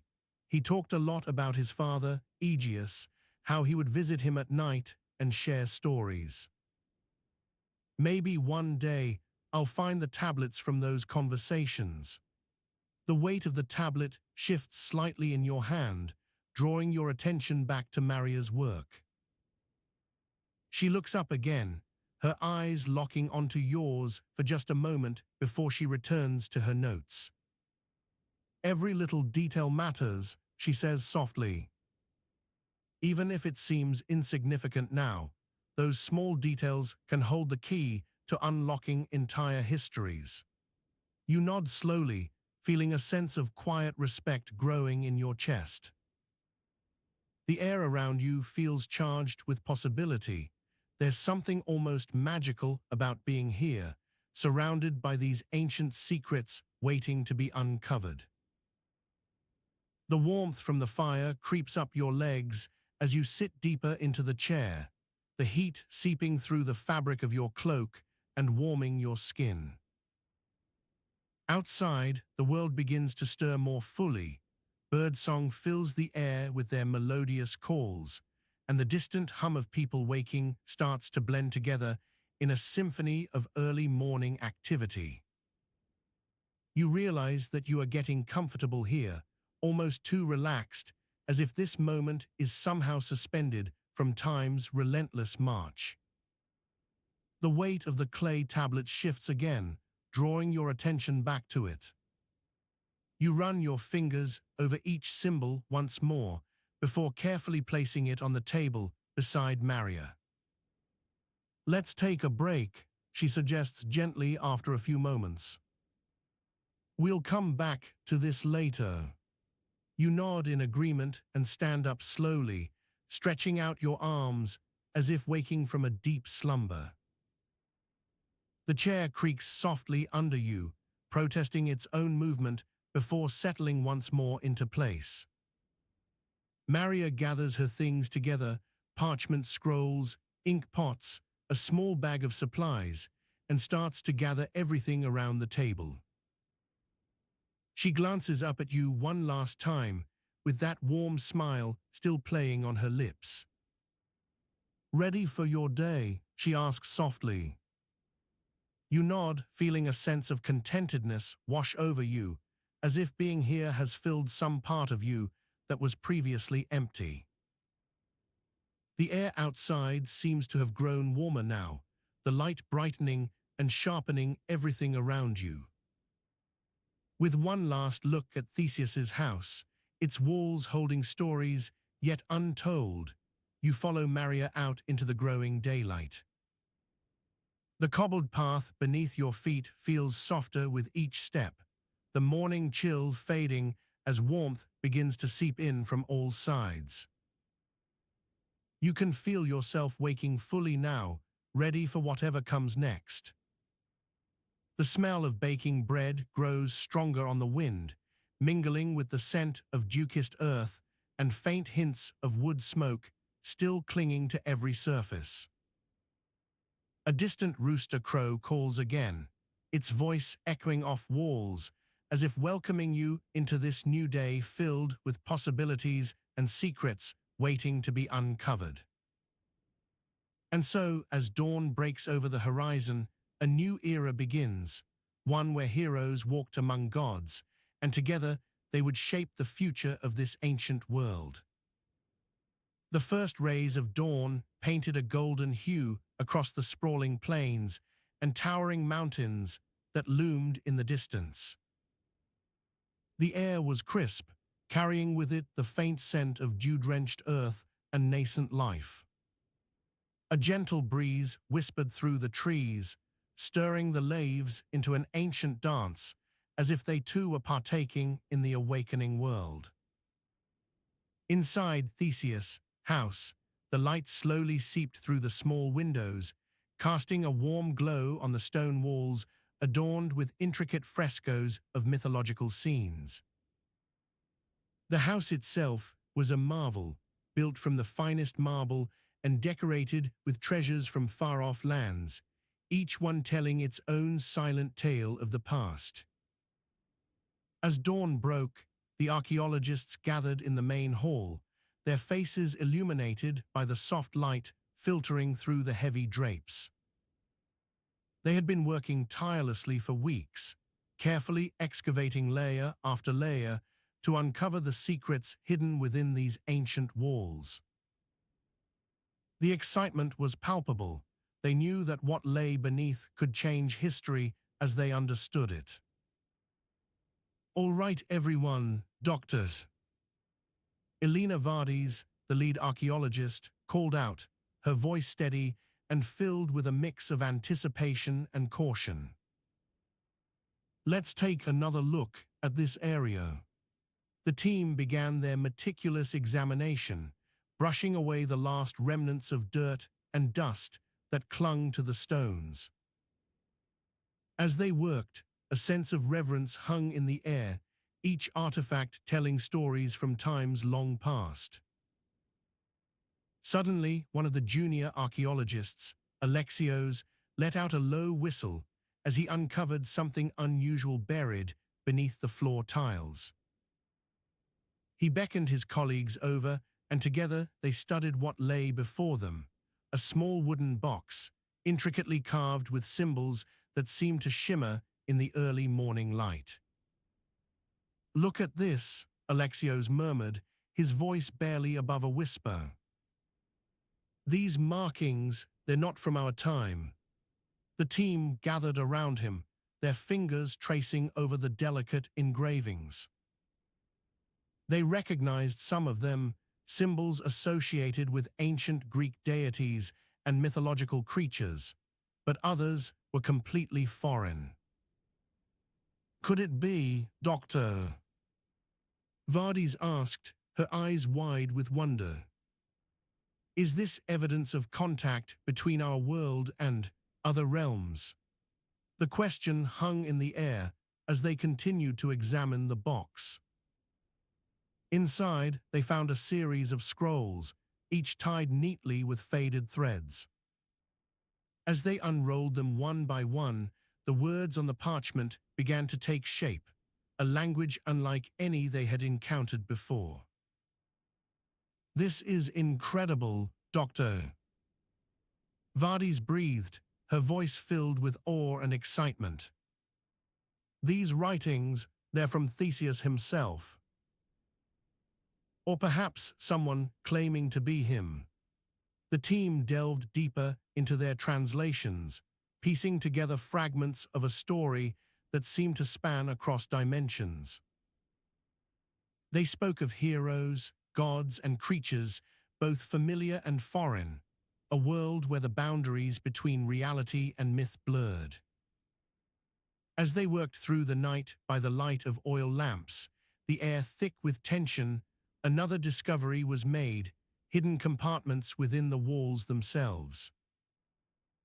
Inside these secret chambers lay more artifacts, golden statues, intricately woven tapestries depicting scenes from legendary tales, and a series of small figurines that seemed to depict moments from Theseus' life. "It's almost like we're piecing together not just one story, Doctor," Vardis said as she stood back, surveying the finds, "but many tales interwoven through time." The discovery was groundbreaking, potentially rewriting parts of Greek mythology and history itself. Yet with every piece they uncovered, new questions arose, questions that threatened to unravel more than just their understanding of the past. As dawn approached once again, casting long shadows across the room, Dr. Vardis looked around at her team. They were all exhausted but elated, a mix of emotions swirling within them, a sense of discovery mingled with trepidation.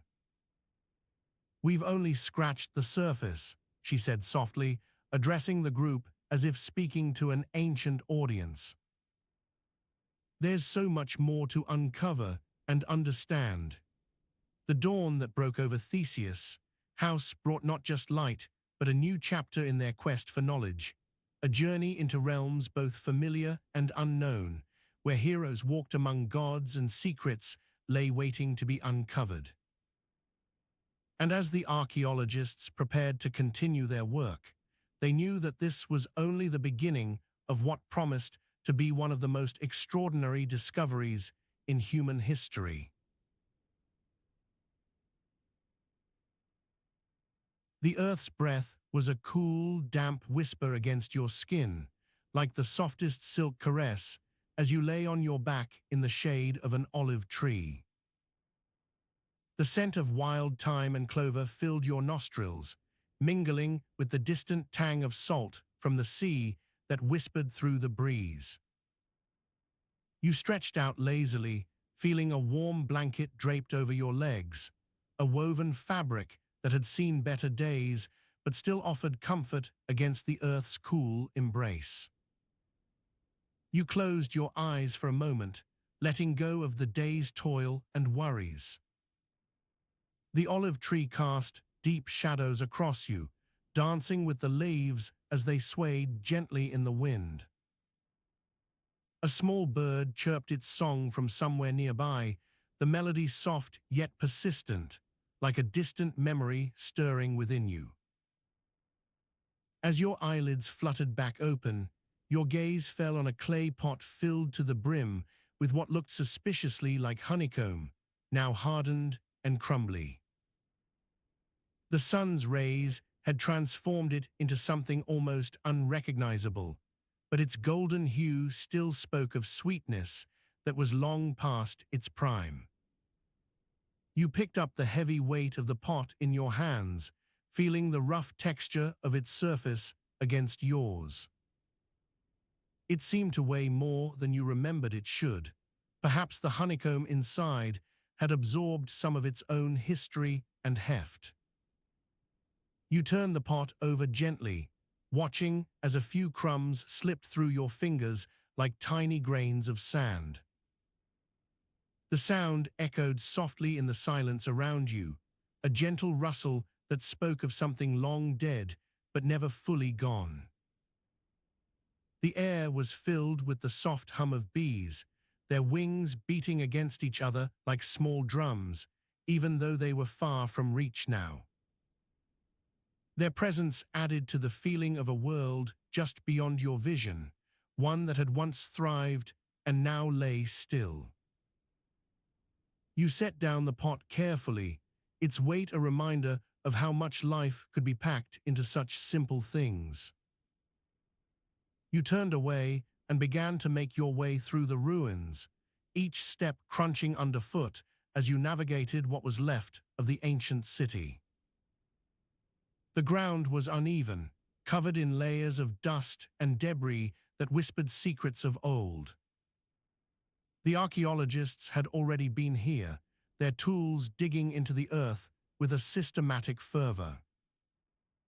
You could still see where they had worked, patches of dirt turned over, stones carefully laid aside to be examined later.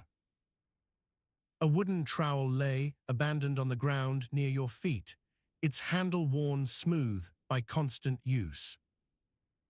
As you walked among them, the archaeologists were absorbed in their work, their hands moving with practiced ease as they uncovered bits and pieces of what had once been a bustling city. The sun was beginning to dip lower in the sky, casting long shadows that stretched out like the fingers of some unseen giant reaching through time itself. The air was thickening with heat, the day's last light painting everything in soft shades of orange and pink. You paused beside one archaeologist who was brushing away dirt from a clay figurine, its delicate features barely visible under layers of sediment. The sound of his brush against the pot echoed softly as he worked, each stroke revealing more of what lay beneath.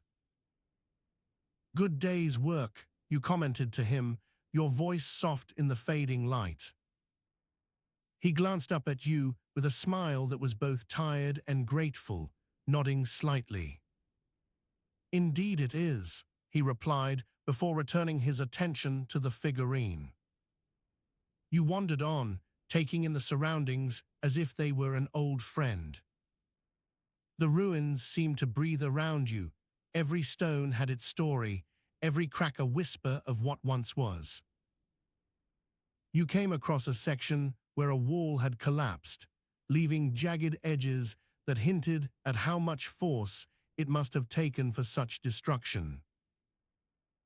Amidst the rubble, something caught your eye, a small shard of pottery, now broken into pieces so tiny they seemed almost to be dust.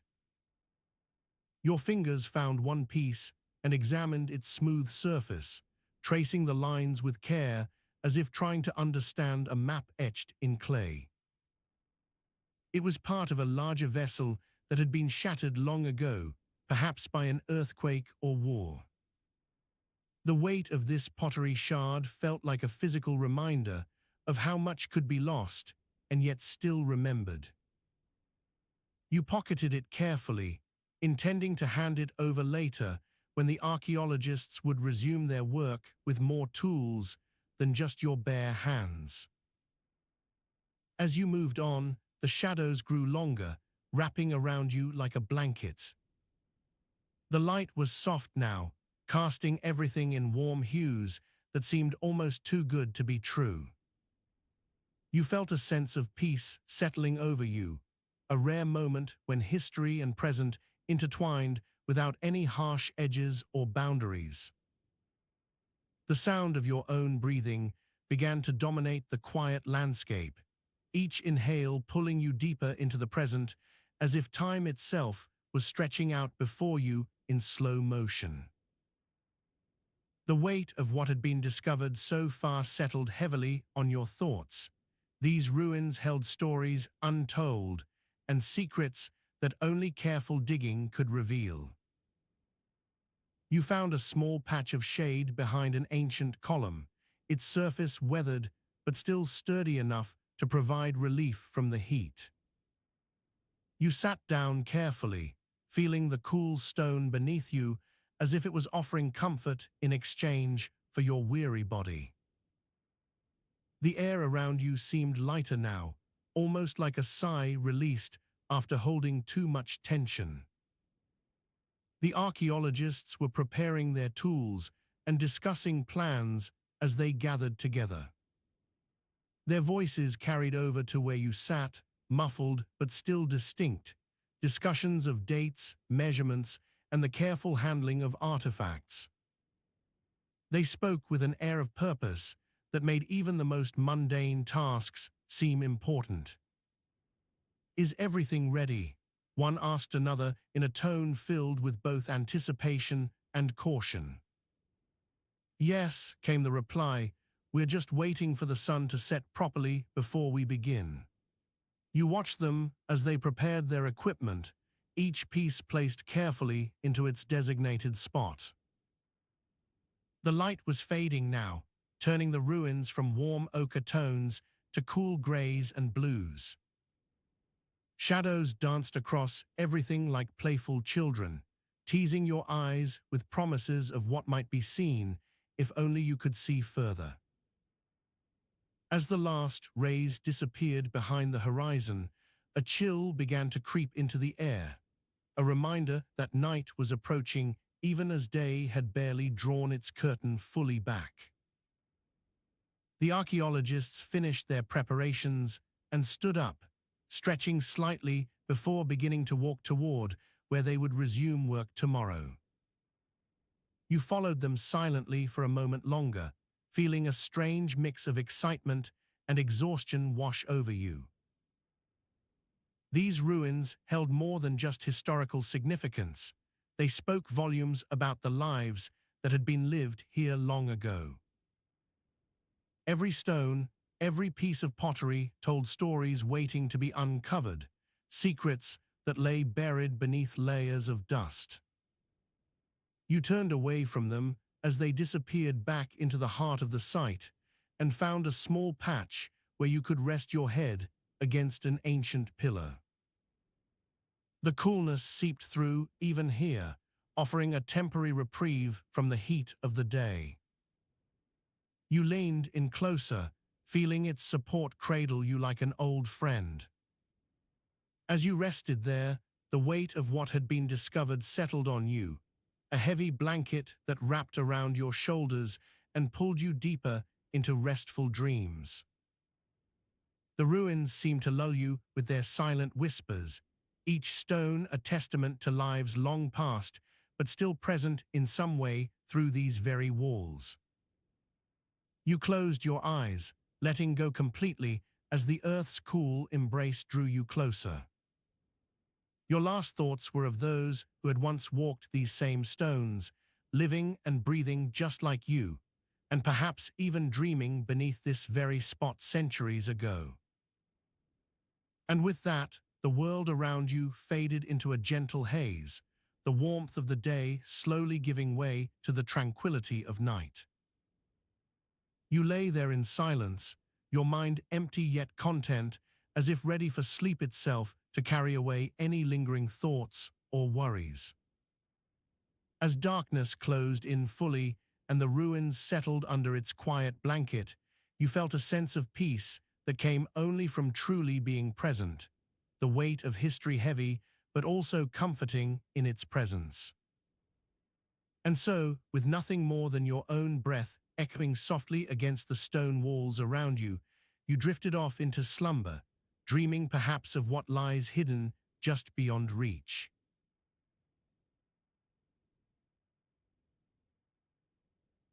The warm aroma of roasting chestnuts filled the air around you, a familiar scent that always seemed to herald the end of another long day in the city. You could feel the weight of your sack of golden coins pressed gently against one hip as you walked home from the market, its soft leather strap rubbing softly against your skin. The sound of your sandals tapping on the stone path was muffled by a thick layer of fallen leaves, creating a gentle rustling that seemed to echo with the day's events. As you approached your little house at the edge of town, the door creaked open slightly in response to your touch, welcoming you home. Inside, the warmth from the fire in the hearth was a balm against the chill that crept into the air as evening drew near. You slipped off your cloak and hung it on the peg beside the door, its fabric soft yet sturdy under your fingers. The scent of fresh bread baking wafted out from the kitchen area, mingling with the earthy aroma of crushed herbs left over from earlier meals. You made your way to the small table where you had been working, feeling the smooth surface beneath your palms as you set down a pile of parchment and stylus. The day's work, writing letters or drafting accounts, was nearly finished. You stretched out on the simple wooden bed in the corner, sinking into the softness with a contented sigh. The mattress was surprisingly comfortable for such humble quarters, its thin layer of hay cushioning your body against the floor. You closed your eyes and let yourself feel the weightlessness that came from finally being free from the tasks of the day. The crackling of the fire in the hearth provided a soothing rhythm as you lay there, listening to the hiss of embers and the occasional pop of burning wood. The shadows cast by the flames danced across the walls, creating an ever-changing pattern that was both mesmerizing and calming. You could feel your muscles relaxing further with each passing moment. It had been a long day indeed, longer than most. As King Midas sat there, he couldn't help but reflect on what seemed like a series of small inconveniences that had plagued him throughout the day. The stubborn donkey refusing to carry his load properly, the persistent flies buzzing around his food, and making it difficult to enjoy even a simple meal in peace. As you lay down fully now, your mind wandered back to those moments. The donkey's refusal to cooperate felt like such an oddity. How could such a beast be so obstinate? And why did flies seem to find their way into every nook and cranny of the palace, even when windows were shut tightly? You reached out for the small wooden box by your bedside, its polished surface cool against your fingertips. Inside lay the golden coins given to you as payment for a day's work. They glinted in the firelight, their weight comforting yet burdensome. You wondered what it would be like if they could help solve some of these mundane frustrations. Outside, the night grew darker and colder, but inside, the warmth from your hearth remained steady. The occasional coughing fit from a neighbor down the street was distant now, almost drowned out by the soft crackle of the fire. You turned onto your side, feeling the rough weave of the blankets against your skin. As you lay there in the quiet darkness, you couldn't shake off one thought. What if those golden coins held not just treasure, but a solution to every small annoyance? What would it be like to wave them and have the donkey behave or make an invisible breeze drive away the flies? The sound of the wind outside began to pick up, rustling through the trees. It was a gentle sound, almost soothing in its regularity. You listened for any hint of rain, but found none, just the whispering of leaves carried by the cool autumn air. Your thoughts drifted back to those early days, before you had become so wealthy and powerful.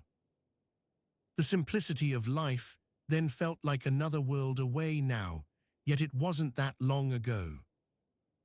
Those simple joys and frustrations seemed almost mythical compared to your current existence. You sighed deeply, feeling a mix of contentment and perhaps just the slightest hint of longing for those simpler times. The fire in the hearth continued its steady dance, casting flickers across you as if trying to tell stories from long ago. The sound of your own breathing became louder now, slower, deeper, and you felt yourself drifting closer to sleep. The warmth of the blankets enveloped you completely, their soft texture a familiar comfort against skin that was starting to cool with the night air. As you lay there in quiet stillness, the weighty coins in your mind seemed to grow lighter by comparison, their value lost in the face of what really mattered, peace and rest. You closed your eyes fully now, feeling the exhaustion wash over you like a wave. The last thing you heard was the distant echo of the fire's crackle before everything went quiet.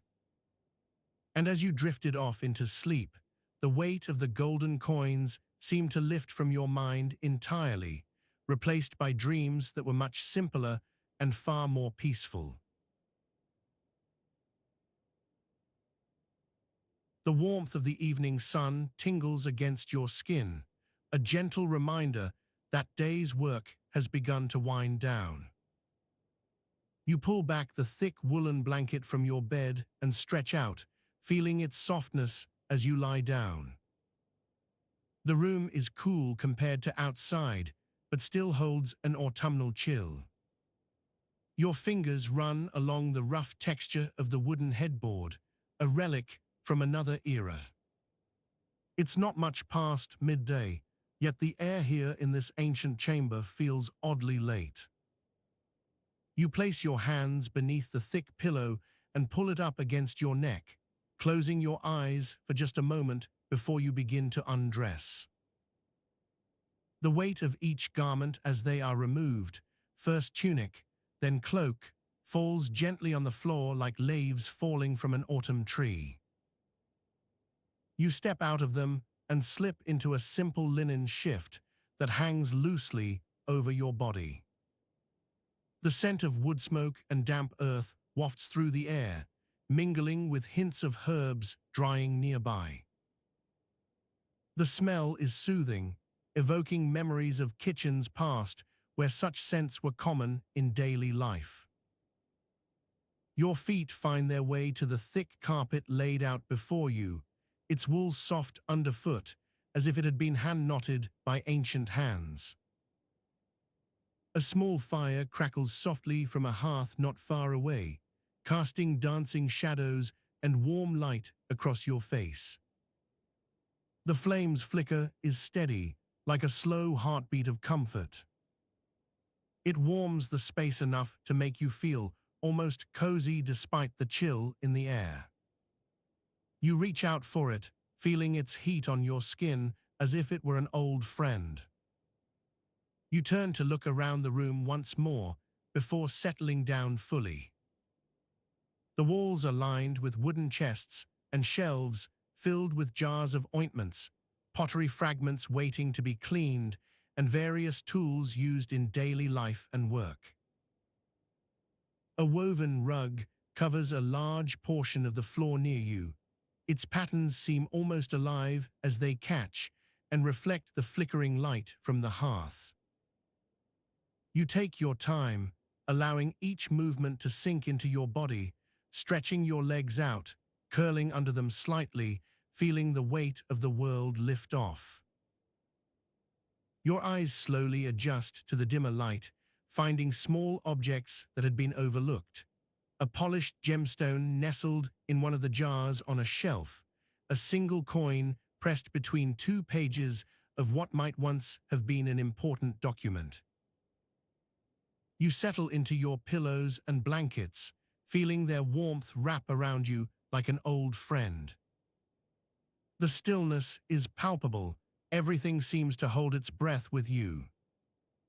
You let out a slow exhale as the world outside quiets down, birds no longer chirping, the distant hum of labor stopping for the day. As you lie there, listening to the soft crackle and pop of embers in the hearth, your thoughts drift gently toward the archaeologists who have spent countless days here.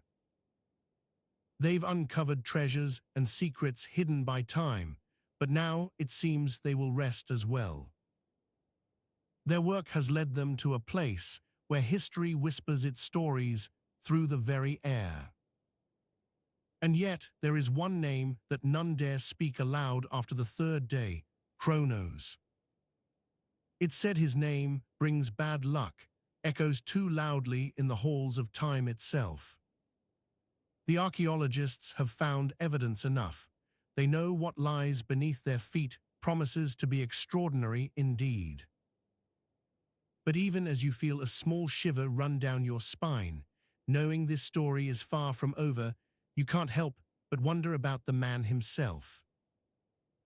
You close your eyes and let out another slow breath, feeling the tension of daily life begin to ebb away with it. The weight of the world feels lighter now that day's work has paused. Here in this quiet chamber filled with ancient artifacts and whispers from the past, you find a momentary peace. And as you drift off into sleep, the fire continues its steady rhythm beside you, a constant reminder that even in silence, history persists. You are here, nestled among the echoes of an era long gone, but not forgotten. The room is still, save for the soft hiss and pop of embers from the hearth, almost like a lullaby as you fall into dreams where time moves differently, where whispers carry meaning only to those who listen closely. And so ends this day's work in the world of old, with your body finally at rest. The warmth around you is comforting, drawing you deeper and deeper until sleep overtakes all thoughts and worries, leaving behind a quiet calm that promises renewal come morning light. As you drift into sleep, your dreams are infused with whispers that speak only in hushed tones, a name so vile and terrifying it cannot be uttered aloud. This is the realm where shadows dance on the edges of consciousness, and nightmares weave their dark tapestries around your mind. In this quietude, the air thickens as if filled with an unseen presence, and you find yourself standing within the ruins of what was once a grand temple to the god of dreams. The pillars have crumbled under the weight of time, but the stone remains cold beneath your feet, sending shivers up your spine. A figure stands before you in shadowed light, a man or perhaps a boy with skin as pale as moonlight and eyes that glow like embers. His name is never spoken, for it carries an ancient curse, one whispered by the fates themselves. Who are you? You find yourself asking aloud, though your voice barely stirs the silence. The figure laughs softly, a sound that resonates within your bones rather than filling the air. I am known only as Erebos, he replies in a voice so low it seems to come from deep underground, the bringer of darkness and the one who cannot be named. Erebos steps forward, his form flickering like smoke caught between night and dawn. He holds out a hand that feels both warm and icy at once, as if touching something made of pure shadow. You hesitate before placing your own hand in his, feeling an odd connection, almost electrical, yet strangely comforting. "Sleep on," he murmurs, "and hear the tales I have to tell." As you settle into this strange embrace, Erebos begins to speak, his voice weaving a spell that draws you further into his world. He tells of forgotten myths and ancient tragedies, tales of heroes who fell because they dared to name what was best left unnamed. "There once was a man named Lycaon," he says, "who sought the favor of Zeus by sacrificing children in his honor. But when Zeus discovered this abomination, he transformed Lycaon into a wolf, condemning him and all his descendants to roam the earth forever under the moonlight." You shiver at the tale, but are drawn deeper still as Erebos continues. "And there was another, more sinister figure, the monster Typhon, whose very name brought earthquakes and chaos. He was said to be so monstrous that even Poseidon feared him, yet Typhon's real power lay not in his name, for it could never fully be spoken aloud." Erebos pauses, looking into your eyes with a strange intensity. Can you imagine the terror of knowing something exists beyond comprehension, but cannot be named? The fear of encountering an entity so powerful that naming it brings destruction. That is the true horror of Erebos' domain, the whisper of destruction that haunts every corner. A chill runs through you, and though your body remains warm beneath its comforting layers, a cold dread begins to seep into your bones. You want to ask more questions, but find yourself unable to speak. "Rest now," Erebos says gently, his fingers tightening on yours in a reassuring grip. "Let the stories of old lull you until dawn." And as he speaks, an unnameable presence envelops you, pulling you down into the depths where dreams and nightmares blur together in an endless night. Here, in this place between worlds, you will find not just rest, but perhaps also understanding of those who dare to whisper destruction's name under the veil of silence. As your mind begins to drift once more toward oblivion, a single thought lingers. In the world of old myths and shadows, some secrets are best left unspoken.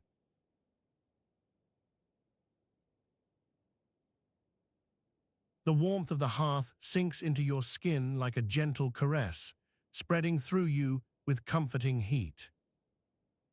You can feel the wood chips crackling softly as they burn, their sweet-smelling smoke curling up into the night air in delicate wisps that dance playfully around the room. The flames flicker and spark, casting long shadows across the stone floor, making everything seem just a little bit larger than it really is. You sit on an old wooden chair, feeling its roughness beneath your fingers as you hold tightly onto a tattered leather-bound manuscript. Its weight in your hands is reassuring, grounding you to this moment amidst the quiet of the night. You can hear the distant sound of crickets chirping, their melodies intertwining with the occasional hoot from an owl perched somewhere outside. You have been searching for hours now, combing through boxes and piles that seem endless. The air in the room is thick with the scent of old paper and musty dust, a mixture that makes you feel both nostalgic and a bit queasy all at once. Your eyes are tired from reading lines that blur together into illegible swirls, but your fingers move deftly over the pages as if guided by an unseen hand. This manuscript is different. It feels important somehow.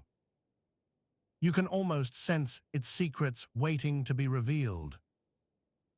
The leather binding creaks softly with each turn of the page, a sound that resonates deeply in this silent room. It's cold outside, and inside you find yourself shivering slightly despite the warmth of the fire.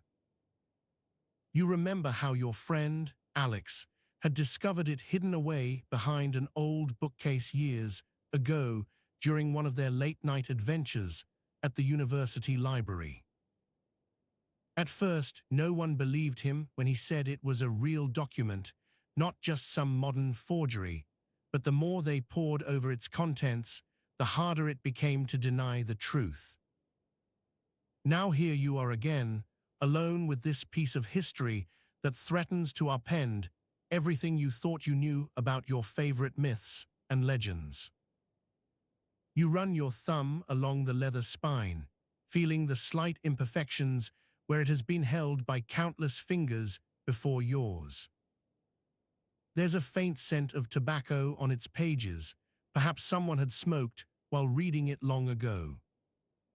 The manuscript is titled Records of Forgotten Gods, but no one knows if that name truly belonged to its author or was simply given as a placeholder when it was catalogued years later.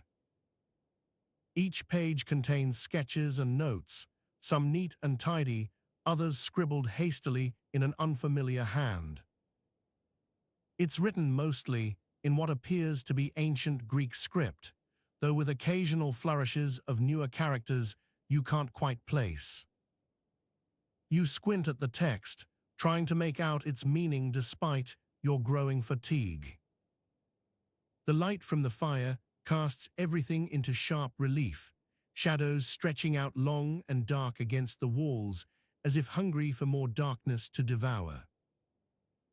You try not to think about how long this search has taken you, or what might have happened had Alex not been so insistent. As your eyes adjust, you notice that some of these pages are blank where they should be filled with words. Others contain markings, tiny symbols and strange diagrams that seem almost like codes. They appear too precise for casual doodles. Surely someone made a conscious effort to leave them there. You realize now why so many scholars had dismissed this document as nonsense when it first appeared. The writing is meticulous, but the content defies all logic. There are references to gods and heroes from well-known stories, yet they behave in ways that contradict everything you've ever learned about their nature.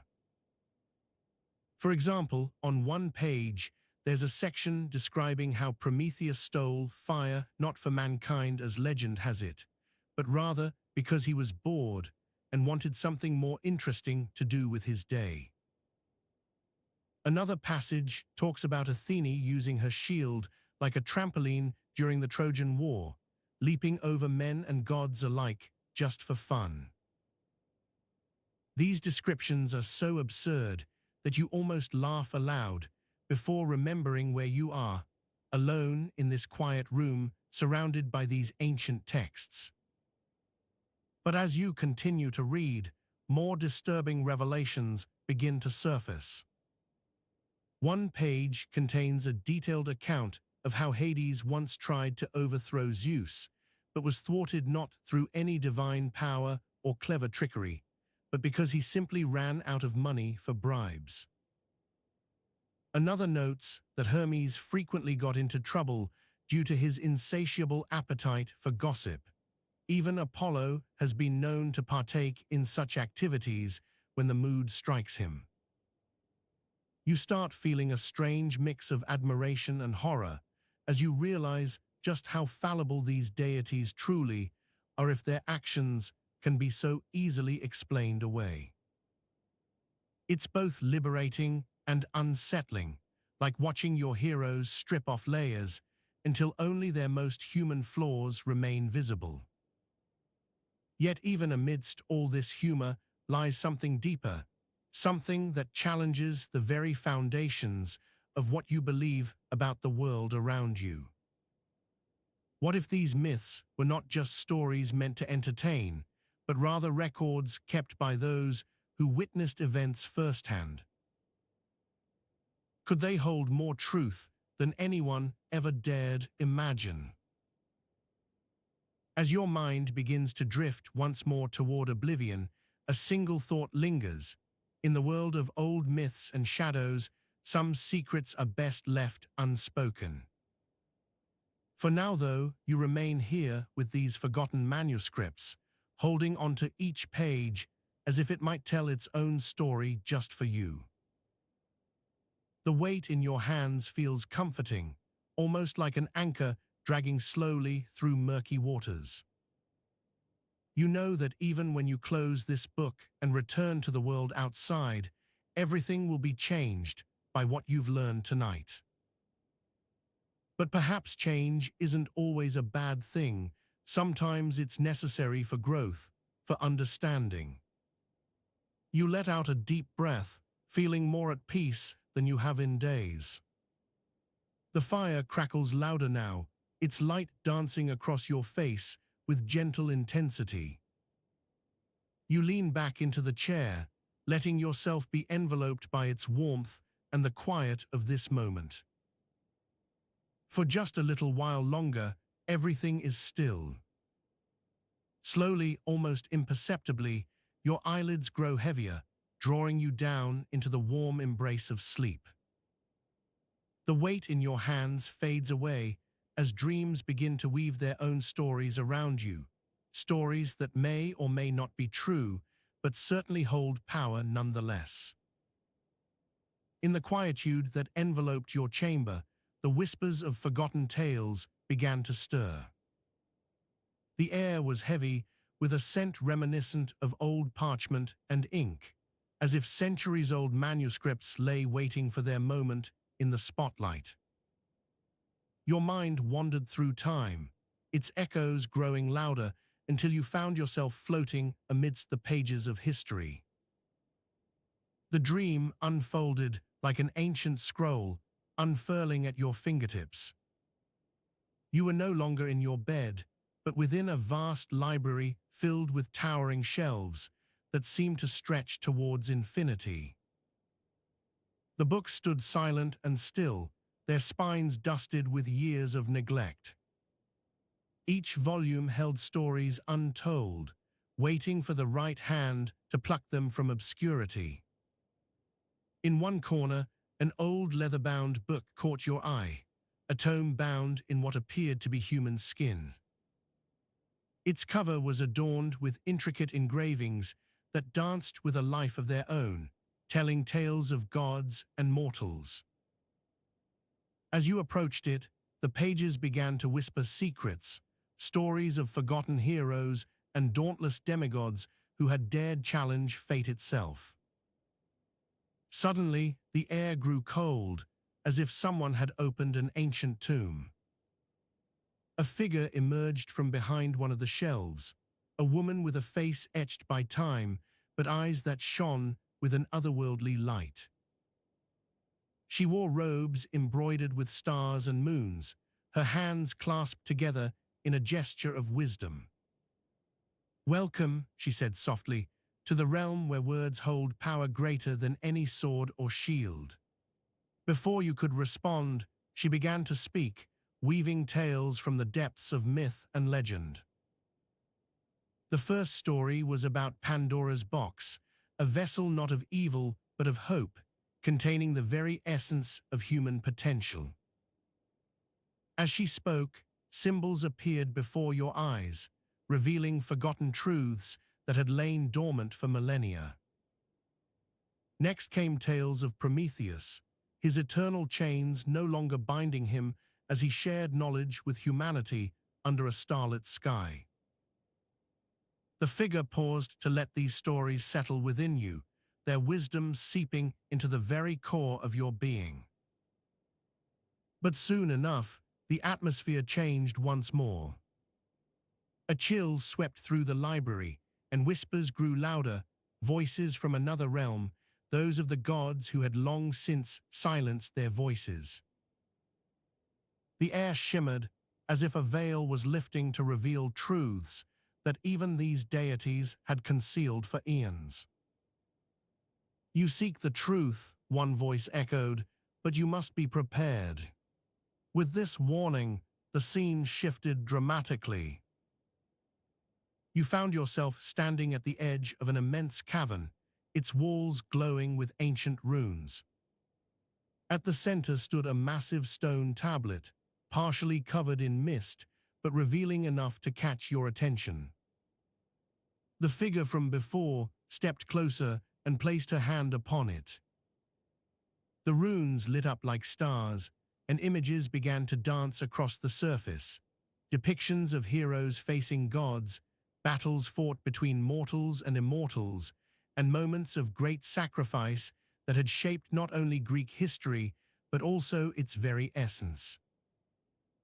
"You must choose," she said gently yet firmly, "which stories you wish to uncover." Before your eyes lay two paths, one leading towards knowledge that could change the course of civilizations, another toward darkness from which even gods fled. The weight of this choice pressed heavily upon you as you realized the power such revelations held.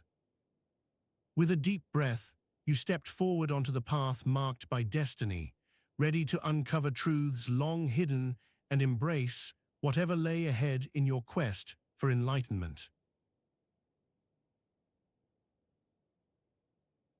The air was thick and sweet with the scent of honeysuckle, mingling gently with the earthy aroma of damp soil. You could feel a warm breeze caress your face as you stepped onto the path that had been marked by destiny for so long. The grass underfoot whispered softly, its blades brushing against each other in gentle rustles. A sense of calm enveloped you, like sinking into a deep, comfortable blanket. The sun was beginning to set behind the distant mountains, casting long shadows across the ancient earth. You could see the first stars twinkling above, their light dancing on the horizon as if welcoming you with an enigmatic smile. The path ahead was barely visible in the fading light, its stones worn smooth by countless feet over generations. You held a small torch in your hand, the flame flickering softly against the cool evening air. Its gentle glow illuminated only a few feet around you, creating stark contrasts between light and shadow. You could feel the weight of the torch in your grip, almost as if it was an old friend that had accompanied you on many journeys. The path seemed to wind its way through time itself, each step taking you closer to secrets long buried beneath the earth. The air was still, save for the occasional chirping of crickets and the distant hoot of a night owl. You could almost hear the whispers of the past carried on the breeze, as if they were trying to tell their stories one last time before fading into silence. As you walked, your breath came in slow, even puffs that mingled with the warmth of the torch's flame. The sound was soft and rhythmic, a soothing lullaby that helped steady your pace. Your feet found the path easily, each step guided by memory more than sight as you became one with the landscape. The weight of responsibility settled around you like an old cloak, its fabric familiar yet heavy. You knew what awaited at the end of this journey, truths long hidden and secrets untold, but part of you wondered if it was worth all that had been sacrificed to uncover them. The path ahead curved gently, leading you deeper into the heart of the forest, where ancient stories whispered through every leaf. You paused for a moment, leaning your back against an old tree trunk, its bark rough beneath your fingers. A sense of exhaustion washed over you, both from the journey and the weight of knowledge that had begun to shift in your mind. The torch cast dancing shadows on the walls of the ancient grove around you, creating a dance of light and darkness. With a soft sigh, you let go of some of that burden, allowing yourself a brief respite before continuing onward. The air was cool against your skin, yet there was an underlying warmth that seemed to emanate from within the very earth itself. It was as if even the stones knew what lay ahead and offered their support in quiet solidarity. You continued walking, each step becoming more deliberate now, less frantic with purpose. The path led you through a small clearing, where sunlight filtered down like golden threads weaving between branches. Here there were flowers, wild violets and daisies, that dotted the ground, their petals soft as velvet underfoot. You picked one carefully, its scent lingering in your fingers even after it was placed back among the others. As you walked further into this clearing, a sense of stillness settled over everything around you, a deep, almost sacred quiet that seemed to hold all secrets within its embrace. The sound of your footsteps faded into nothing more than echoes, lost amidst the whispering leaves and the soft rustling of distant wings. You came upon an old stone bench hidden among the roots of a massive oak tree. Its surface was worn smooth by countless hands over generations, each one seeking rest beneath this ancient shade. You sat down carefully, feeling its weight under you as if it were a throne waiting to be claimed. The cool earth pressed against your legs, offering a comforting contrast to the warmth of the setting sun. The bench creaked softly with your weight, almost as if it had been listening for centuries and was finally speaking in response. You leaned back against its sturdy frame, feeling the gentle slope beneath you that would surely provide support through any trial. The torch flickered again before settling into a steady glow, bathing everything around you in an ethereal light. In this moment of peace, surrounded by secrets both known and unknown, you felt a strange sense of contentment wash over you. It was as if the path had finally led you to where it was meant for, somewhere between waking and dreaming, where truths could be uncovered without fear or consequence. The air around you grew stiller with each passing second, the world outside your small circle becoming quieter until only the faintest sounds of nature remained. The breeze whispered secrets in your ear, its voice soft yet persistent as it carried the scent of honeysuckle and damp earth through the clearing. You could feel a strange calm settling over everything, like a shroud that had been laid gently upon you. As night fully fell around you, the stars began to emerge from behind the last hint of twilight. They twinkled brightly above, each one telling its own story in silent language. You sat there for what felt like hours, letting these stories wash over you, filling any gaps left by your own journey with their timeless wisdom. The path ahead seemed to stretch out forever now, beyond this clearing and into the unknown, but somehow it no longer seemed so daunting. For even as you prepared to rise once more from this peaceful respite, you carried within you a newfound understanding of what lies hidden beneath the earth, and perhaps just how much courage and sacrifice might be required to uncover its secrets. With one last deep breath, you rose slowly from your seat on the ancient bench. The stone beneath you was cool against your skin, yet it seemed to hold warmth that had been passed down through generations.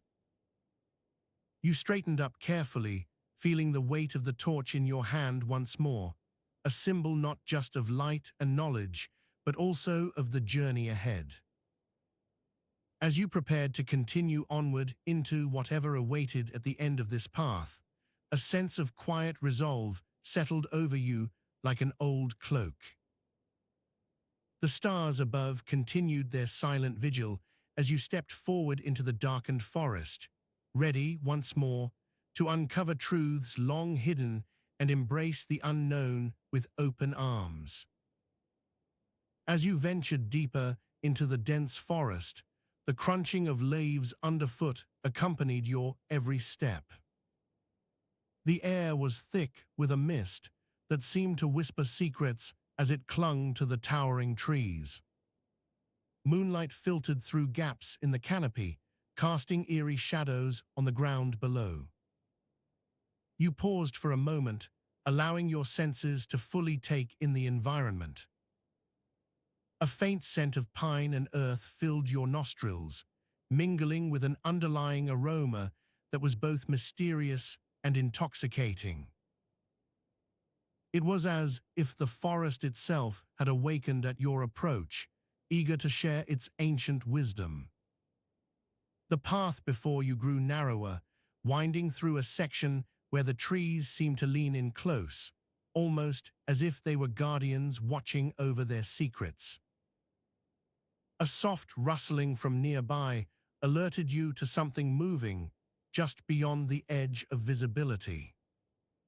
You held still for a moment, letting your instincts guide you as you observed. A small bird landed on an adjacent branch, its feathers glistening under the moonlight. It cocked its head at you before fluttering away with a brief chirp that was soon lost in the night's symphony.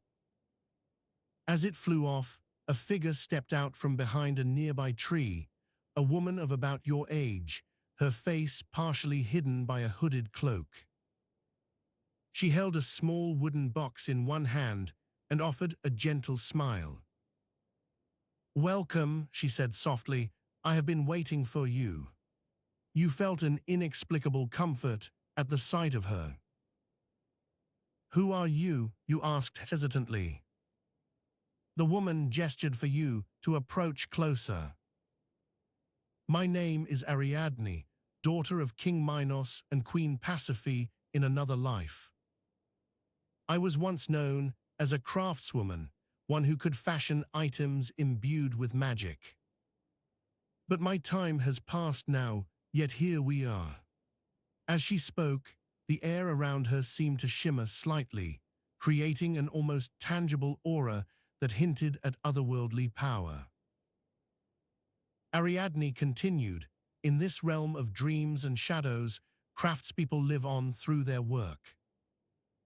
My craft was one such legacy. My artistry extended far beyond the physical objects I created. Each piece held a story, a spell woven into its very essence." She opened her box to reveal an array of artifacts, intricate carvings, golden jewelry with enigmatic symbols, and a small, ornate loom that seemed to pulse with life. "Each artifact tells a part of the mythos I sought to preserve," Ariadne explained. From Theseus' thread, which guided him through the labyrinth's darkness, to Hephaestus' ingenious inventions, each creation was imbued with divine craftsmanship and intention. She pointed towards an ornate dagger adorned with what looked like a piece of moonstone set in its handle. "This particular piece," she said, picking it up gently. "It was crafted for Perseus during his quest to slay Medusa. It wasn't just any weapon. The stone within could turn Medusa's gaze back on herself, ensuring her destruction without ever facing the monster directly." Her voice grew more somber as she continued. "Yet, despite the tales of heroes and monsters, there were whispers of a hidden truth, a secret that outlived everyone who knew it. The true power of my craft lay not in mere creation, but in the preservation of knowledge itself. I kept records, crafted devices to recall forgotten spells, all to ensure stories didn't fade into oblivion." Ariadne paused and looked around, as if confirming something before continuing with a note of urgency. "There is one piece left that has yet to be found. Perhaps you can help me uncover it." It's said this artifact holds the key to unlocking not just old myths, but new ones too, a legacy meant for someone like yourself. She reached into her box and pulled out a small vial filled with what seemed to be starlight. "This is no ordinary elixir," she whispered. "It contains the essence of all my knowledge combined. Drink it now if you wish to carry on this mantle." You hesitated, your mind racing through the implications of such power. A part of you was drawn towards understanding and preserving these ancient stories, but another voice warned against tampering with forces so old. Taking a deep breath, you accepted the vial from Ariadne's outstretched hand. The liquid inside shimmered like a starlit sea, inviting exploration into its depths. With trembling hands, you uncorked it and took a sip. An immediate warmth spread through your body, mingling with the coolness of the air. When the elixir finally dissipated from your mouth, you felt an unexpected clarity, as if layers upon layers had been peeled away to reveal something new, a resolve not just to uncover truths, but to safeguard them for future generations who might need them. Ariadne smiled warmly. "Now we must find that final piece of the puzzle," she said softly. Leading your hand, she began walking once more into the heart of the forest, where a faint light seemed to beckon ahead.